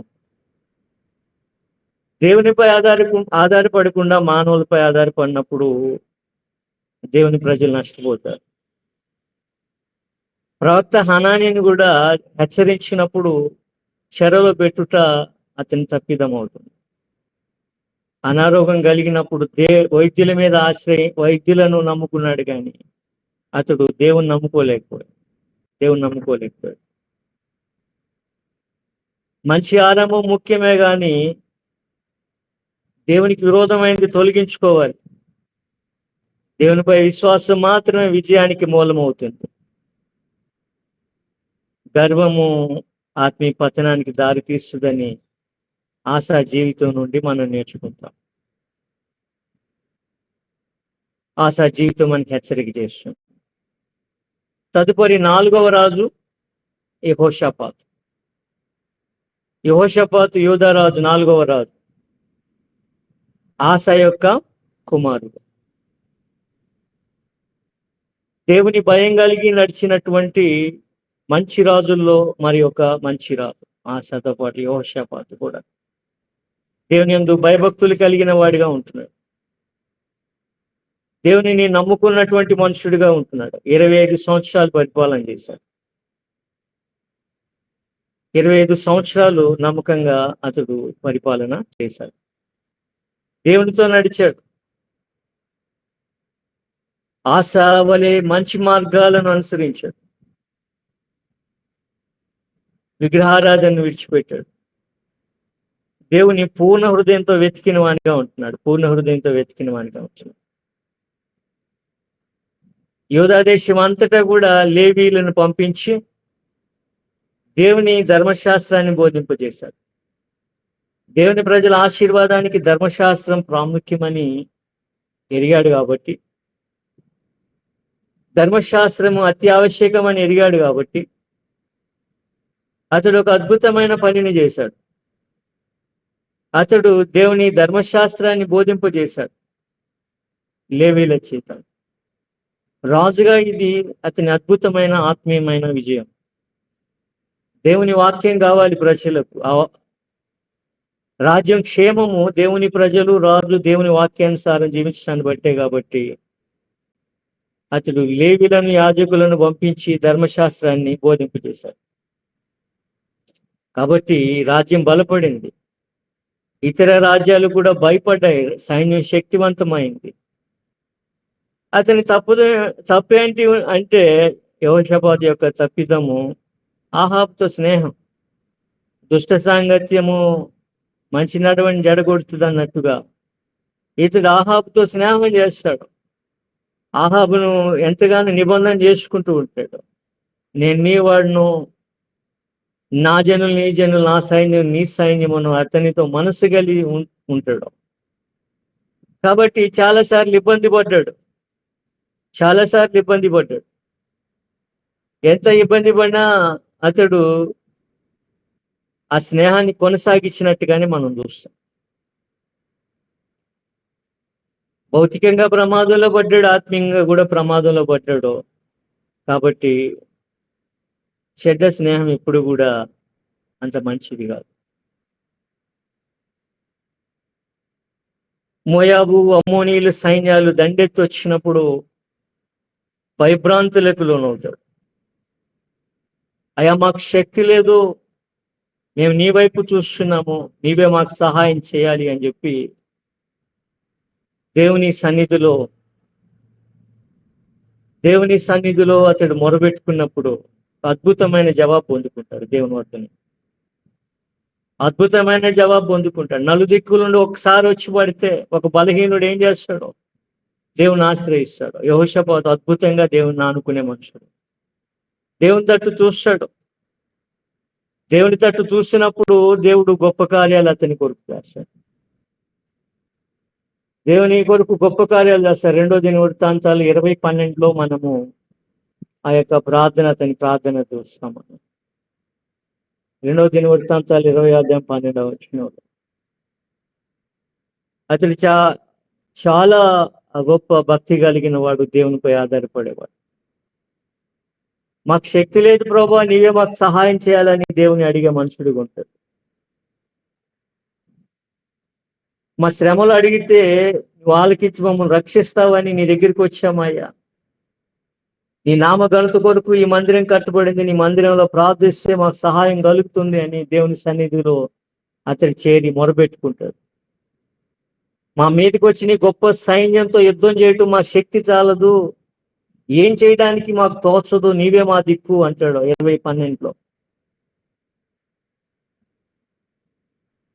గొప్ప సంగతి ఏమనంటే యోధా వారందరూ తమ శిశువులతోనూ, భార్యలతోనూ, పిల్లలతోనూ యెహోవా సన్నిధిలో నిలబడ్డారంట. రాజుతో కూడా సామాన్య ప్రజలు ఏకీభవించారు, మొరలు పెట్టారు, దేవుని సన్నిధిలో మొరలు పెట్టారు. అటు వెంటనే దేవుని యొక్క సహాయం వారికి అందింది. ప్రవక్త తెలియజేస్తున్నాడు. ప్రవక్త అంటున్నారు, ఇదిగో మీరు ఈ సైన్యానికి భయపడొద్దు, ఈ గొప్ప సైన్యానికి మీరు భయపడొద్దు, జడివద్దు, ఈ యుద్ధం మీరు కాదు, దేవుడు జరిగించును. మీరు అసలు పోరాడాల్సిన పని లేదు, యుద్ధము యెహోవాది. ఫస్ట్ నుంచి కూడా, ఆది నుండి కూడా ఇశ్రాయేలు ప్రజల స్లోగన్ యుద్ధము యెహోవాదే. మీరేమీ పోరాడ పని లేదు, దేవుడు చూసుకుంటాడు, దేవుడు జరిగిస్తాడు. రేపు వారి మీదకి పోండి, యెహోవా మీతో కూడా ఉంటాడు. లోబడ్డాడు యెహోషాపాతు, సాష్టాంగ నమస్కారం చేసి దేవునికి అతడు దేవుని స్తుతించడానికి లేవీలను ఏర్పాటు చేసుకున్నాడు. దేవుని స్తుతిస్తానికి లేవీలను ఏర్పాటు చేసి పరిశుద్ధ అలంకారాలతో లేవీలు దేవుని స్తుతిస్తూ పోతున్నారు. దేవుడు స్తుతిస్తూ పోతుంటే గొప్ప జయము అమోనీయులు మోయాబీల మీద వచ్చింది.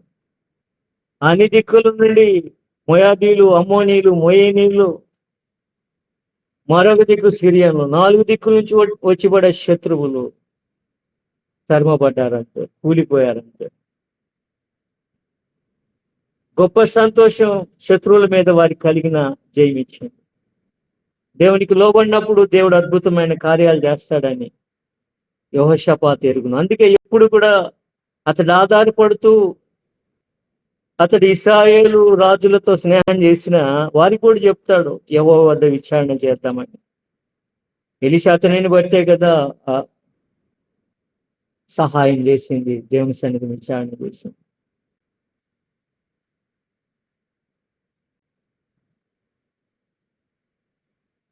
ఐదవది యెహోరాము. యెహోరాము ఆహాబు కుమార్తెను పెళ్లి చేసుకున్నాడు. యెహోరాము ఆహాబు కుమార్తెను పెళ్లి చేసుకుని విగ్రహారాధన మరింత పెరగడానికి కారణమయ్యాడు. తీవ్రమైనటువంటి వ్యాధితో మరణించాడు. ఆరవది అహజ్యా.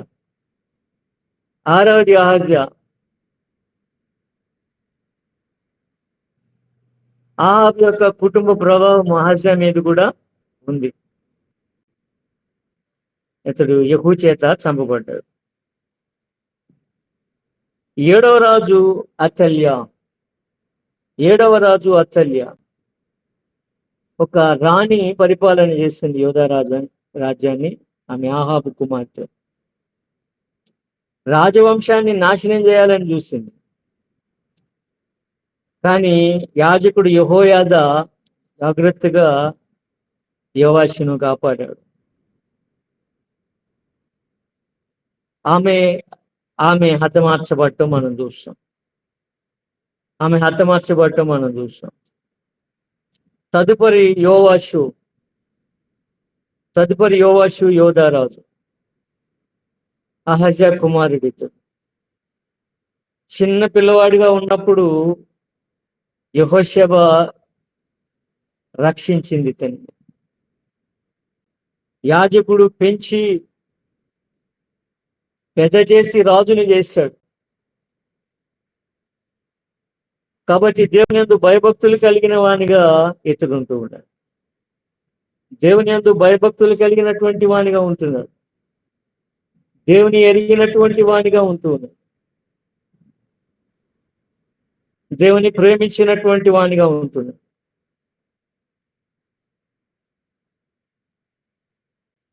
40 సంవత్సరాలు పరిపాలన చేశాడు. 7 ఏళ్ల వయస్సులో రాజయ్య 40 సంవత్సరాలు పరిపాలన చేశాడు.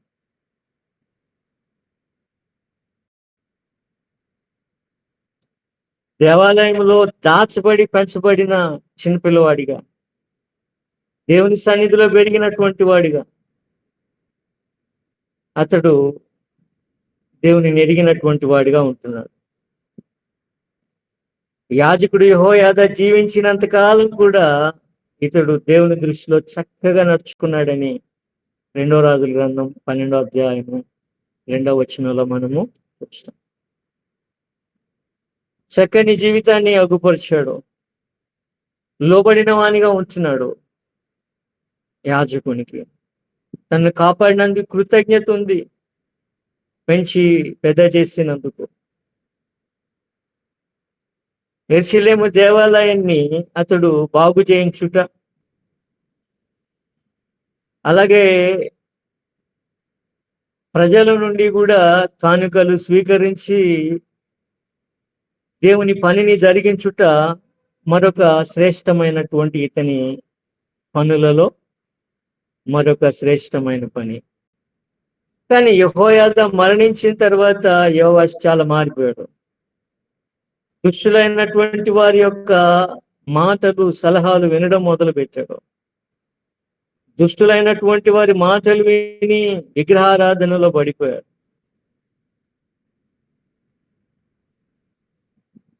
యెహోయాదా కుమారుడు జకర్యా దేవుని పక్షంగా దేవుని సందేశాన్ని తీసుకొచ్చి అతన్ని హెచ్చరించినప్పుడు కూడా అతడు లోబడలేదు. రాళ్లతో కొట్టించి అతన్ని చంపించుట అతని దుశ్చర్య, భయంకరమైనటువంటి పని, గంభీరమైన పాపం ఇది, దేవునికి విరోధమైనటువంటి పాపం. ఒక దైవజనుని రాళ్లతో కొట్టి చంపించాడు. ఎంతటి వాడు, ఎంత ఎంత లోబడిన వాడు, ఎంత దైవ భయము కలిగినటువంటి వాడు, కానీ ఏ విధంగా అతడు పతనమైపోయాడో మనం చూస్తున్నాం. కాబట్టి సిరియా రాజు దాడి చేసి యోధాను ఓడించాడు. యోవాషు తీవ్రంగా గాయపడతాడు. అతని సేవకులు కుట్ర చేసి అతన్ని చంపారు. అతడు చేసిన కీడు అతని మీదకి వచ్చింది.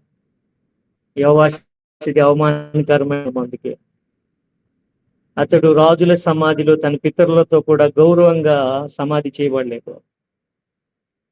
గౌరవమైనటువంటి సమాధి అతడు పొందుకోలేదు. ఇది ఒక తీర్పు వంటిది. పితరుల సమాధిలోనికి వెళ్ళలేకపోవటము ఒక హీనమైనటువంటిది. దేవుని యొక్క కోపమును బట్టి ఆ రీతిగా అతనికి ఆ శిక్ష కలిగింది. దైవజనుని చంపిన దాన్ని బట్టి అతడు శిక్ష పొందుకున్నాడు. కొద్ది పాఠాలు, శ్రేష్ఠ పాఠాలు మనం గ్రహించాల్సిందే యోవాషు జీవితం నుంచి. మంచి దైవజనుడు, మంచి కౌన్సిలింగ్, సలహా, సూచన, ఆత్మీయమైన నడిపింపు ఉంటే జీవితం చక్కగా ఉంటుంది. శ్రేష్టమైనటువంటి దైవజనుడు లేదా శ్రేష్టమైనటువంటి ఆత్మీయ స్నేహితుడు, శ్రేష్టమైనటువంటి దేవుని వాక్యం మెరిగిన దైవభక్తి కలిగిన మనుషుని యొక్క మార్గదర్శకత్వము కావాలి. NEET counselling. అప్పుడు జీవితం సరిగ్గా ఉంటుంది. దేవుని మార్గంలో నిలకడగా ఉండటం ముఖ్యము. ఆరంభంలో చాలా గొప్ప కార్యాలు చేశాను అంటే ఆరంభం ఎంత ముఖ్యమో ముగింపు కూడా ఆత్మీయ జీవితానికి శ్రేష్టంగా ముగించడం కూడా ముఖ్యం. Everything is well if end is well. కాబట్టి శ్రేష్టమైనటువంటి ముగింపు కావాలా దేవుని బిడ్డలకి. శ్రేష్టమైన ముగింపు దేవుడు ఆశిస్తున్నాడు మానవుడి నుండి. దేవుని వాక్యాన్ని తిరస్కరించకూడదు. చెడు సలహా నాశనానికి తీసుకెళ్తుంది. దేవుని వాక్యం తిరస్కరించటం ప్రమాదం అవుతుంది. ఆత్మీయమైనటువంటి నాయకులను గౌరవించాల. ఒక దైవజనుడిని హెచ్చరిస్తున్నాడు అంటే నిష్కారణంగా ఒకళ్ళు హెచ్చరించినా కూడా ఒకళ్ళ నాదివత్వమన్న తప్పునదేమన్నా చూసుకోవటము తప్పిదమేమీ కాదు. కానీ ద్వేషించి దూషించి యోవాషు అయితే దైవజన్ని చంపినట్లుగా కూడా మనం చూస్తున్నాం. రక్తాపరాధం అది. 9వది అమజ్య, 9వ రాజు, యోధారాజు అమజ్య. ఇతడు కూడా ప్రారంభంలో దేవునికి విధేయుడుగా ఉన్నాడు. తర్వాత గర్వం వల్ల పడిపోయాడు, చెడిపోయాడు. ప్రారంభంలో దేవునికి విధేయుడు, గర్వం వల్ల పడిపోయినటువంటి వాడు అమజ్య. 10వ రాజు వచ్చేసేసి ఉజ్జియా, లేదంటే అజర్యా అని కూడా పేరు. యోధారాజు అయిన ఉజ్జియా మనం గమనించినట్లయితే తండ్రి అమజ్యా ఇతని తండ్రి 16 ఏళ్ల ప్రాయంలో రాజ్యానికి వచ్చాడు. టీనేజర్ చాలా మంది చిన్న వయసులో రాజగుట, కొన్నిసార్లు ఆరంభంలోనే దేవుని చక్కని భయభక్తులు చూపుట, కానీ ఒక స్థాయికి వెళ్ళిన తర్వాత దేవుని మర్చిపోయి తమ ఇష్టానుసారంగా ప్రవర్తించటం మనం రాజుల్లో కూడా చూస్తాం.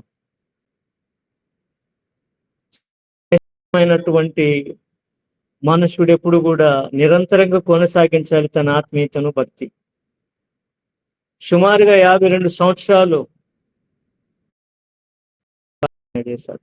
యూదాలో చాలా కాలం పరిపాలించిన రాజుల్లో ఒకడు.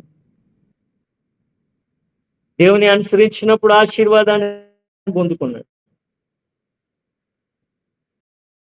అనుసరించినప్పుడు ఆశీర్వాదాన్ని పొందుకున్నాడు ఉజ్జియా.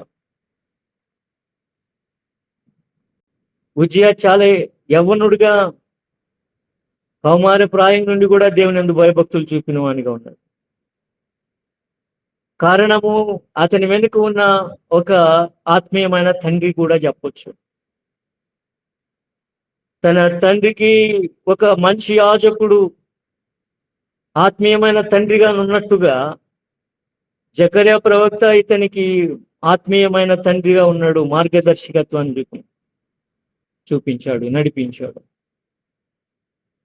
దేవుని వాక్యం అంటది 2వ దినవృత్తాంతములు 26:5 అతడు యెహోవాను వెతికినంత కాలము దేవుడు అతనికి విజయాలు ఇచ్చాడంట.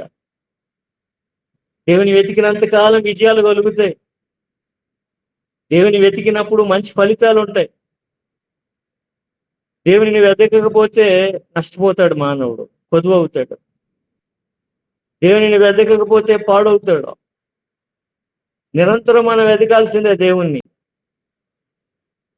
నేను దేవుని పొందుకున్నాను, కలిగి ఉన్నాను, రక్షణ పొందుకున్నాను, అయిపోయింది, సరిపోయింది అనుకుంటే మన జీవితం ఆత్మీయంగా మెల్లమెల్లగా వెనకబడిపోయి పతనమైపోయి మొదటి స్థితి కన్నా పాడైపోతుందనేది రాజుల జీవితాల నుండి మనం నేర్చుకుంటాం.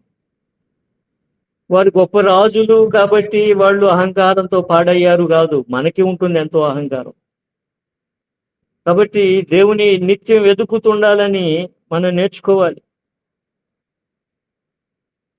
అతడు యుద్ధాలలో విజయం పొందాడు, దేశాభివృద్ధిలో సహాయపడ్డాడు, కోటలు కట్టించటంలో, ఆయుధాలు సిద్ధపరచుటలో, అభివృద్ధిలో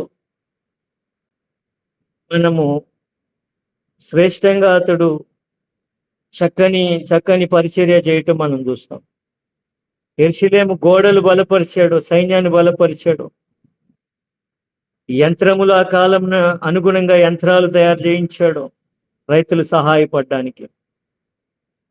అతని పేరు చుట్టుపక్కల దేశాలకు కూడా విస్తరించిందట. దేవుని యందు భయభక్తులు బట్టి ఉజ్జియా ఎంతగా విస్తరించాడో, ఎంతగా ఆశీర్వదించబడ్డాడో మనం చూడొచ్చు. అయితే వాక్యం అంటా ఉంది అతని గర్వం వచ్చేసింది. అతడు బలవంతుడైనప్పుడు అతని హృదయము గర్వంతో నిండిపోయింది. 2వ దినవృత్తాంతాలు 26:16. గర్వము మనిషిని పాడు చేసింది. గర్వం కన్నా వేగంగా పాడు చేసేది ఏది కూడా లేదు.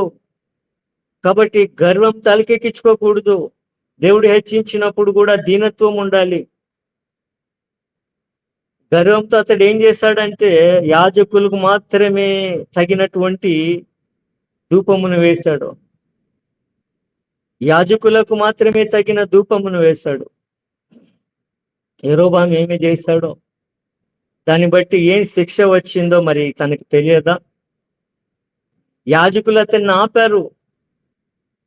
రాజా, మీకు ఇది తగదు, ఇది ధర్మశాస్త్రానుసారం కాదు, దేవుని చిత్తం కాదు, ఇది దేవుని సంకల్పం నువ్వు చేయాలి, ఇది అంతకు మించి నువ్వు చేయకూడదు అని చెప్పి చేసిన హెచ్చరికలకు లోబడినటువంటి వాడు కాదు. కాబట్టి దేవుని శిక్ష అతని మీదకి వచ్చింది. కుష్ఠరోగం కలిగింది. ధూపము వేసినందుకు కుష్ఠరోగం వచ్చింది. కాబట్టి జీవితకాలం ఆలయానికి ఇప్పుడు అతడు దూరంగా ఉండాల్సి వచ్చింది. జీవితకాలం ఆలయానికి అతడు దూరంగా ఉండాల్సి వచ్చింది. కుష్ఠరోగిగా మరణించాడు. కాబట్టి ఇతడు కూడా రాజుల సమాధిలో కాకుండా వేరుగా సమాధి చేయబడాల్సి వచ్చింది. కుష్ఠరోగిగా అతడు వెలివేయబడిన వాడిగా అయ్యాడు. దేవుడు ఆజ్ఞాపించిన దానిని మీరి అహంకారంతో, గర్వంతో మానవుడు నాకేంటి అని తన ఇష్టానుసారం చేయడం వలన నష్టపోతాడో, నష్టాన్ని తెచ్చుకుంటాడో మనం గమనిస్తా ఉన్నాం.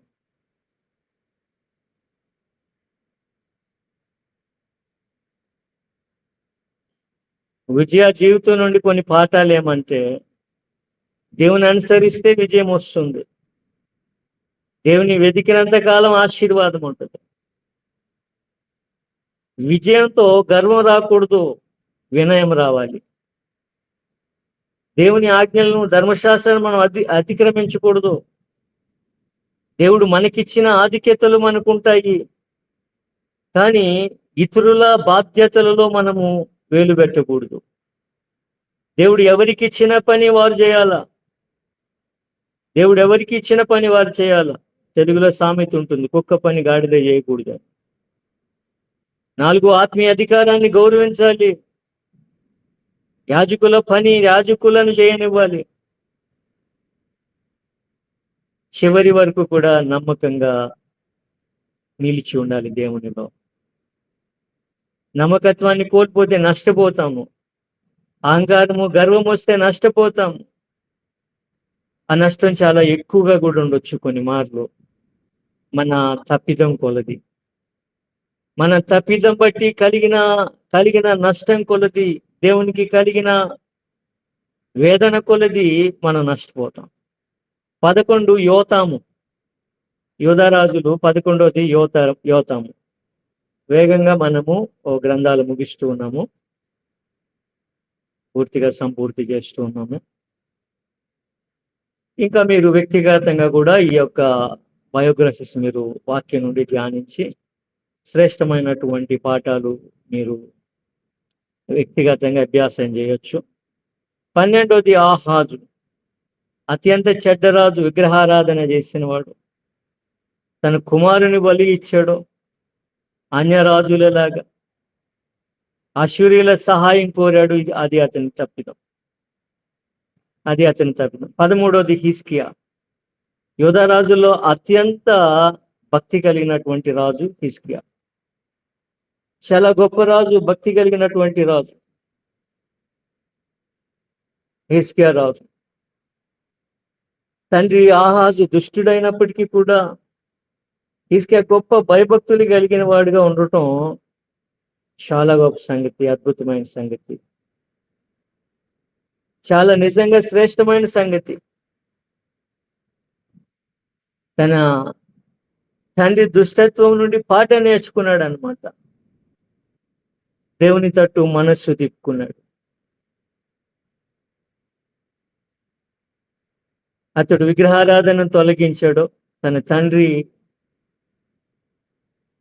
అట్టి పెట్టుకున్న విగ్రహాలను తొలగించాడు. ఆలయాన్ని శుద్ధి చేశాడు. ఆరాధనకు పునరుద్ధరించాడు.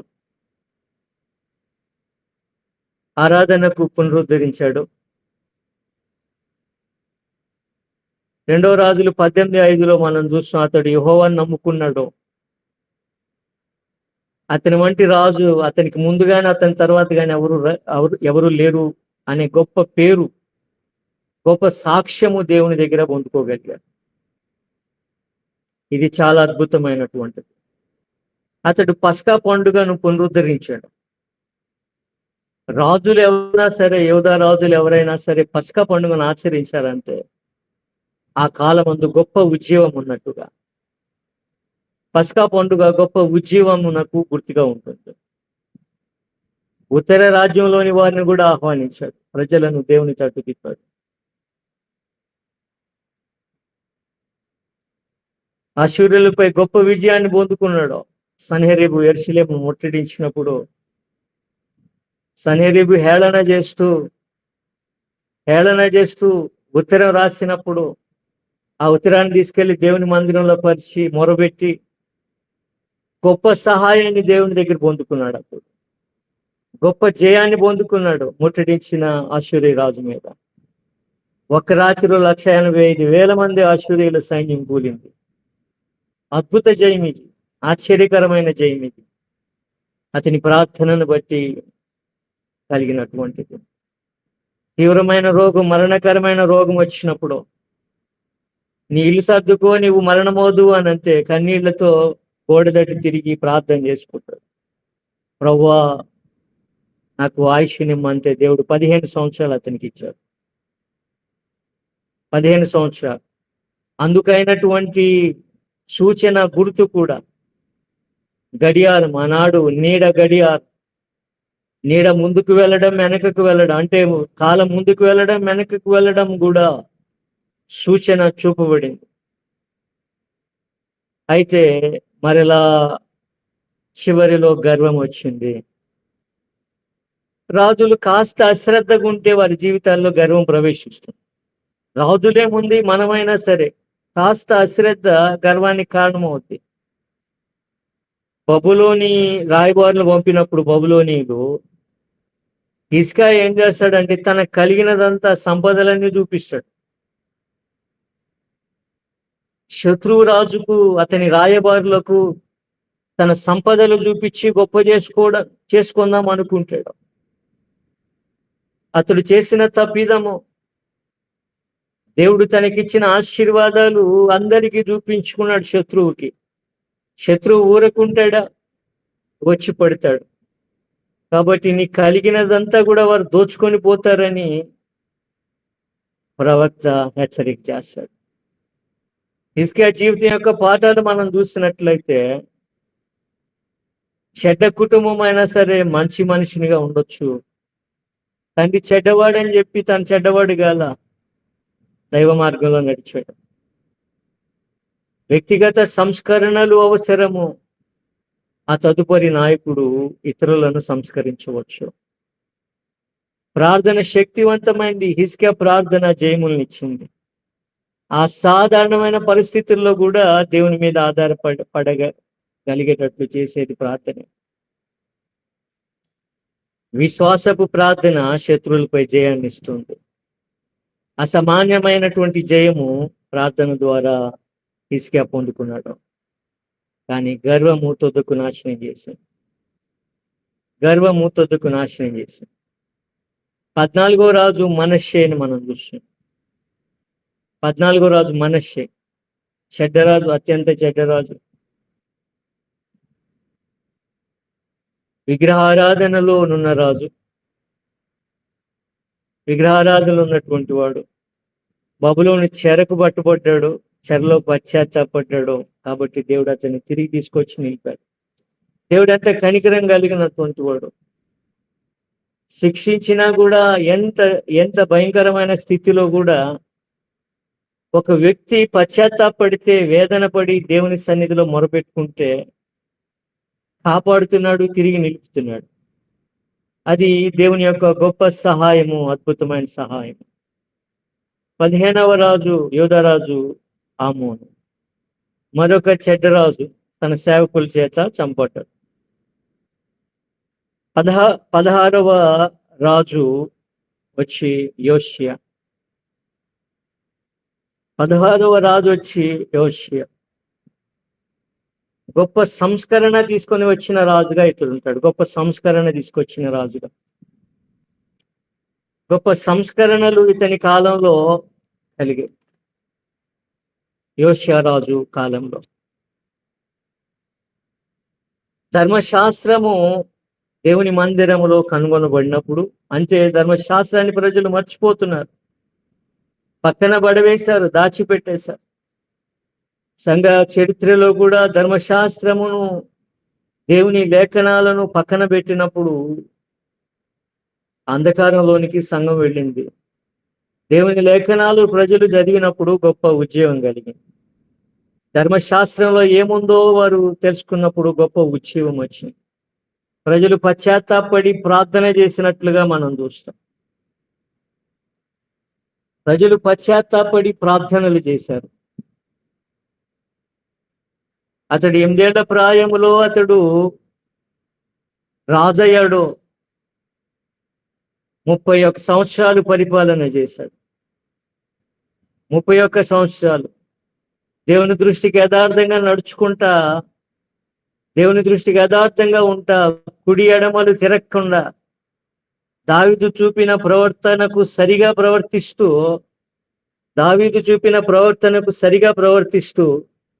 అతడు దేవుని యందు భయభక్తులు కలిగిన వానిగా ఉంటున్నాడు. దేవుని మందిరము శిథిలమైపోతుంది, బాగు చేయ చూచినప్పుడు ప్రధాన యాజకుడైన హిల్కీయాకు ధర్మశాస్త్ర గ్రంథం దొరికింది. ఆ గ్రంథాన్ని శాస్త్రి అయిన షాఫానికి అప్పగించడం జరిగింది. దానిని రాజు, అధికారులు, ప్రజలు చదివి దేవుని సన్నిధిలో గొప్ప ఉజ్జీవాన్ని పొందుకున్నట్లుగా మనం చూస్తాం. గొప్ప ఉద్యమము దేశంలో కలిగినట్లుగా మనం చూస్తాం. దేవుని సన్నిధిని వాళ్ళు దీనులై మొరలు పెట్టారు. దేవుని లేఖనాలు ఉన్నప్పుడు పశ్చాత్తాపం కలిగింది, కన్నీళ్లు గార్చి ప్రార్థన చేశారు. అందును బట్టి దేశంలో ఉద్యోగం కలిగింది.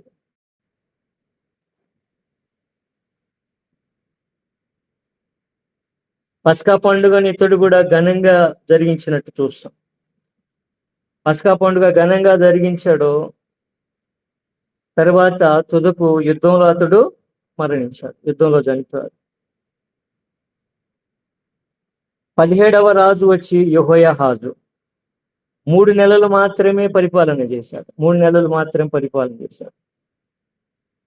3 నెలలు పరిపాలన చేసి అతడు ఈజిప్టుకు చెరపట్టుబడ్డాడు. యెహోయాహాజును ఐగుప్తుకు చెరపట్టుకొని పోవడం జరిగింది. ఐగుప్తుకు అతడి చెరపట్టుబడ్డాడు యెహోయాహాజు. తర్వాత 18వ రాజు యెహోయాకీము బబులోనుకు పన్ను చెల్లించేవాడిగా ఉంటున్నాడు. ఇర్మియా ప్రవక్త కాలం ఇది. యెహోయాహాజు తర్వాత యెహోయాకీము పరిపాలన చేశాడు. 25 ఏండ్లు పరిపాలన చేశాడు. 25 ఏండ్ల వాడై 11 సంవత్సరాలు పరిపాలన చేశాడు. చెడు నడితే నడిచారు. ఈ చివరిలో వీరంతా కూడా దేవునికి సంతోషం కలిగించలేదు, దేవునికి ఇష్టమైన జీవితాన్ని జీవించలేదు. యెహోయాకీము తదుపరి 18వ రాజు. 19వ రాజు యెహోయాకీను 8 ఏండ్ల ప్రాయములో ఇతడు 3 నెలల 10 దినాలు పరిపాలన చేశాడు. 3 నెలల 10 దినాలు పరిపాలన చేశాడు. బబులోనీయులు చెరబట్టారు ఇతన్ని. బబులోనీయులు చెరబట్టి తీసుకొని పోయారు. 20వ రాజు వచ్చేసి చివరి రాజు సిద్కియా. బబులోను తిరుగుబాటు చేయటాన్ని బట్టి, బబులోను మీద లోబడకపోవడాన్ని బట్టి నెబుకద్నెజరు దాడి చేసి యెరూషలేమును నాశనము చేసి దేవాలయాన్ని కూల్చివేసి ప్రజలను చెరపట్టుకొని పోవడం జరిగింది. ప్రజలందరినీ కూడా చెరపట్టుకొని, ఏదో బీద బిక్కి తప్ప అందరూ కూడా చెరపట్టుకొని పోవటం జరిగింది. ఈ రీతిగా యోధా రాజ్యము 586లో పతనమైనట్టుగా మనము చూస్తున్నాం. దేవాలయము దహించబడింది, పాడు చేయబడింది, దహించబడింది. అంటే దేవుని ప్రజల యొక్క నిర్లక్ష్యాన్ని బట్టి వారు కారణం ఏమిటి అని అంటే, దేవుని ప్రజలు ఇశ్రాయేలు కావచ్చు, యూదా కావచ్చు, ముఖ్యంగా యూదా రాజ్యంలో దేవుని మందిరం ఉంది. వారు దేవుని మందిరాన్ని వారు సూపర్స్టిషియస్ గా, ఇశ్రాయేలు ప్రజలు పురాతన కాలంలో మందసాన్ని ఎలాగూ ఒక విగ్రహముగా చేసుకున్నారో, యూదా ప్రజలు కూడా దేవుని మందిరాన్ని అలాగూ భావించుకున్నారు. దేవునిని విడిచిపెట్టి దేవుని మందిరం మాతో ఉంది, మాకేమీ అవ్వదు, దేవుని మందిరం ఉంటే దేవుడు మాతో ఉన్నట్టే, మాకు ఎలాంటి అపాయం కూడా కలగదు, శత్రువు మమ్మల్ని ఏమీ చేయలేడు అని మితిమీరినటువంటి లెక్కలేనితనాన్ని కలిగి వారు తీర్పుకు గురైనట్లుగా మనం చూస్తూ ఉన్నాం. వారు తీర్పుకు గురయ్యారు. దేవుని మందిరం ఉంది కానీ దేవుని సన్నిధి మందిరంలో లేదు. యెహెజ్కేలు ప్రవక్త చూస్తాడు, షకీనా గ్లోరీ మహిమ దేవుని సన్నిధి విడిచిపెట్టి వెళ్ళిపోయింది, దేవుని సన్నిధి నీతో లేదు అని చెప్తాడు. అది దేవుని మందిరము పాడుపెట్టబడుతుందని యెషయా చెప్తాడు, ఇర్మియా ప్రవక్త చెప్తాడు, చెర వస్తుంది, 70 సంవత్సరాల చెర వస్తుందని చెప్తాడు. దేవుడు ఏది కూడా హఠాత్తుగా చేయలేదు. సంవత్సరాల పాటు దేవుడు హెచ్చరిస్తూ వస్తున్నాడు, సుదీర్ఘంగా హెచ్చరిస్తూ వస్తున్నాడు. కానీ రాజులు, దేవుని ప్రజలు నిర్లక్ష్యంగా ఉన్నారు. తీర్పు వచ్చే వరకు కూడా, తీర్పు కలిగే వరకు కూడా వారు ఎక్కడా కూడా దేవుని మాట విన్నది లేదు, లక్ష్య పెట్టింది లేదు. దేవుని మందిరం ఉంది, మాకేమీ కాదు, దేవుని సన్నిధి మాతో లేదని దేవునికి విరోధంగా మా ప్రవర్తన ఉందని, దేవుని మందిరములోనే దేవునికి విరోధమైన ధర్మశాస్త్ర విరోధమైన కార్యాలు చేస్తున్నామని, దేవుని మందిరములోనే మేము మేము దేవునికి విరోధమైన కార్యాలు చేస్తూ ఆయన తట్టు మా వీపులు పెట్టి అన్య దేవతల తట్టు మా ముఖములు పెట్టామని వారు గ్రహించలేకపోయారు, ప్రవక్తలు హెచ్చరిస్తున్నా కూడా. కాబట్టి ఇట్టి కార్యాలను బట్టి వారు శిక్ష పొందుకున్నట్టుగా మనము చూస్తాం. ఇటు కార్యాల వలన తీర్పు వచ్చింది. దేవుడు అంటాడు 70 సంవత్సరముల చెర, 2 దినవృత్తాంతాల గ్రంథం మనం చూస్తాం. అది 70 సంవత్సరాల చెర. 70 సంవత్సరములు ఎందుకు అని అంటే, చెర ఎందుకు రీజన్ ఎజ్రా భక్తుడు 2 దినవృత్తాంతాల గ్రంథంలో రాస్తాడు. 2 దినవృత్తాంతాల గ్రంథం ఏంటి అని అంటే, చెరబట్టబడి తిరిగి వచ్చినటువంటి ప్రజలు తమ యొక్క చరిత్రను, తమ రాజుల యొక్క చరిత్రను తెలుసుకోవడానికి ఎజ్రా ప్రవక్త వారి యొక్క జీవిత చరిత్రను ఆయన రాస్తూ వస్తున్నాడు. ఎజ్రా రాస్తున్నాడు దినవృత్తాంతాల గ్రంథమును. ఈ ఎజ్రా ప్రవక్త తెలియజేస్తున్నాడు చెర ఎందుకు. మనం చదివితే 36వ అధ్యాయం 2 దినవృత్తాంతాలు 36వ అధ్యాయము 21వ వచనంలో ఇర్మియా ద్వారా పలకబడిన యెహోవా మాట నెరవేరుటకై, ఇర్మియా 70 సంవత్సరాల చెర అని చెప్పాడు. ఆ మాట నెరవేరుటకై విశ్రాంతి దినములను దేశము అనుభవించుటకు ఇది సంభవించెను. విశ్రాంతి దినములు పాటించటం లేదు, ధర్మశాస్త్రమును పాటించటం లేదు, దేవుని మర్చిపోయారు, ధర్మశాస్త్రాన్ని మర్చిపోయారు. కాబట్టి విశ్రాంతిని దేశానికి ఇవ్వడానికి దేవుడు ప్రజలను చెరకు పంపించినట్లుగా ఎజ్రా రాశాడు. ఇది 70 సంవత్సరాల చెర అని చెప్పబడతా ఉంది. దేశము విశ్రాంతి దినములను అనుభవించటానికి అని చెప్పి రాయబడతాం. తదుపరి ఈ 70 సంవత్సరాల చెర యెరూషలేము పాడైనది మొదలుకొని మరలా తిరిగి వచ్చి కట్టుకోవడానికి, మందిరము పాడైనది మొదలుకొని మరలా తిరిగి కట్టడానికి, అలా రాజకీయంగా అలాగే ఆత్మీయంగా కూడా 70 సంవత్సరముల చెర ఇది. మరలా కోరేషు తనను గూర్చి యెషయా ప్రవక్త రాసినది అతడు లేఖనాలు చదివి ప్రేరేపించబడినట్టుకున్నాడు. అతడు శాసనం చేస్తాడు, యూదులు తిరిగి వెళ్ళి తమ యొక్క పట్టణాన్ని, మందిరాన్ని కట్టుకోవచ్చు అన్నప్పుడు చెర తదుపరి వారు తిరిగి వచ్చి వారు మరలా తమ పట్టణమును, మందిరమును కట్టు మూడు మార్లు వారు చెరపట్టబడ్డారు. 3 సార్లు వారు చెరపట్టబడ్డారు. అలాగే 609లోను, 597లోను, 586లోను ముమ్మారు జనులు చెరకు పట్టబడ్డారు. మరలా తిరిగి ముమ్మారు వాళ్ళు స్వదేశానికి తిరిగి వచ్చారు. జెరుబ్బాబెలు నాయకత్వంలో అలా ఒక 50,000 మంది, అలాగే ఎజ్రా నాయకత్వంలో, అలాగే నెహెమ్యా నాయకత్వంలో, ఎజ్రా నాయకత్వంలో బహుమానాలతో మందిరానికి, అలాగే నెహెమ్యా నాయకత్వంలో ప్రాకారాలు కట్టుకోవడానికి వారు తిరిగి వచ్చినట్టుగా మనము చూస్తూ ఉన్నాము. కాబట్టి ఏ విధంగా ఇశ్రాయేలు ప్రజలు చెరపట్టబడ్డారో, ఏ విధంగా వారు తమ దేశాన్ని కోల్పోయి మరలా వారు తమ దేశంలో తిరిగి రావడానికి దేవుని కృప వలన అది సాధ్యమైందో మనము చూస్తాము. ఈ 2వ రాజుల గ్రంథము మరియు 2వ దినవృత్తాంతాల గ్రంథాలలో, రాజుల గ్రంథములోనేమో ఉత్తర రాజ్య, దక్షిణ రాజ్య రాజుల చరిత్రలు ఉంటే, దినవృత్తాంతాల గ్రంథములో యూదా రాజుల చరిత్ర మాత్రము తిరిగి వచ్చిన ప్రజల కొరకు ఎజ్రా రాస్తూ ఉన్నట్టుగా మనము చూస్తాము. ఇది రాజుల చరిత్ర, ఇశ్రాయేలు మరియు యూదా రాజుల చరిత్ర, ఏకరాజ్యం యొక్క చరిత్ర. ఆ యొక్క వివరాలు మీకు నోట్స్ లో కూడా ఉన్నాయి, మీరు తీసుకొని చదువుకోవచ్చు. కాబట్టి మనము ఆగుదాము. మీకేమైనా సందేహాలు ఉంటే మీరు చెప్పొచ్చు. మనం ఇక్కడ ముగించుకున్నాము.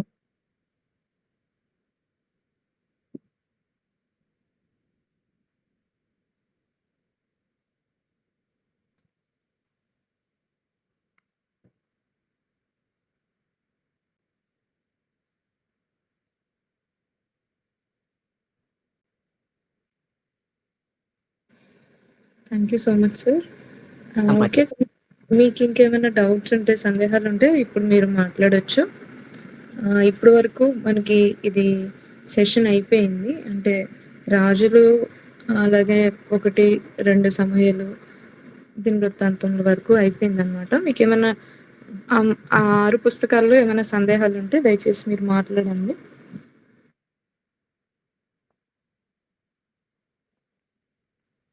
ఆరు పుస్తకాల నుండి మనం ప్రాథమికంగా రాజుల చరిత్రలు మనం చూసాం. రాజుల వాళ్ళ యొక్క జీవితాలు మనం చూసాము, ఆత్మీయ పాఠాలు చూసాము, ఆయా సంఘటనలు చూసాము.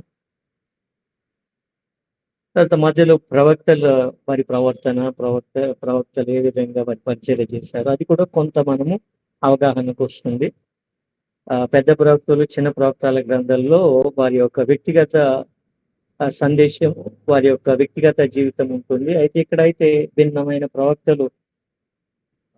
అంటే ఏంటి, అబద్ధ ప్రవక్త ఎవరు, నిజ ప్రవక్త ఎవరు, ఆయా విశేషాలు కూడా ఇక్కడ మనకు చాలా చిన్న చిన్న వృత్తాంతాలు, ప్రవక్తల గురించి ఉన్న చాలా అద్భుతమైనటువంటి తలంపులు ప్రవచనాన్ని గూర్చి, ప్రవక్తల గూర్చి రాజుల గ్రంథాల్లో మనం చూసాం.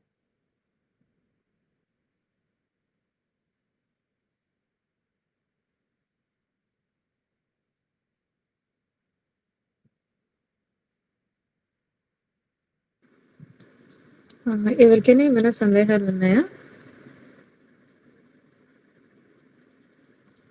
ఎవరికి ఏమి సందేహాలు లేని పక్షంలో టాస్క్ సార్ ఇస్తారు. ఆ టాస్క్ మీరు తీసుకుందరు కానీ. టాస్క్ నేను పెట్టానమ్మా, సార్. అనోట్ పెట్టాను. ఉత్తర దక్షిణ రాజుల యొక్క దక్షిణ రాజులు, మంచి రాజుల యొక్క బలాలు, బలహీనతలు ఒకటి. రెండోది చెడ్డ రాజుల నుంచి పాఠాలు, నేర్చుకోదగిన పాఠం. అవును సార్, అది ఇప్పుడు వాళ్ళకి ఈ రెండు టాస్క్ వాళ్ళు తీసుకొని వాళ్ళు వ్యక్తిగతంగా దేవుని వాక్యాన్ని చదువుకుంటా. ఎందుకంటే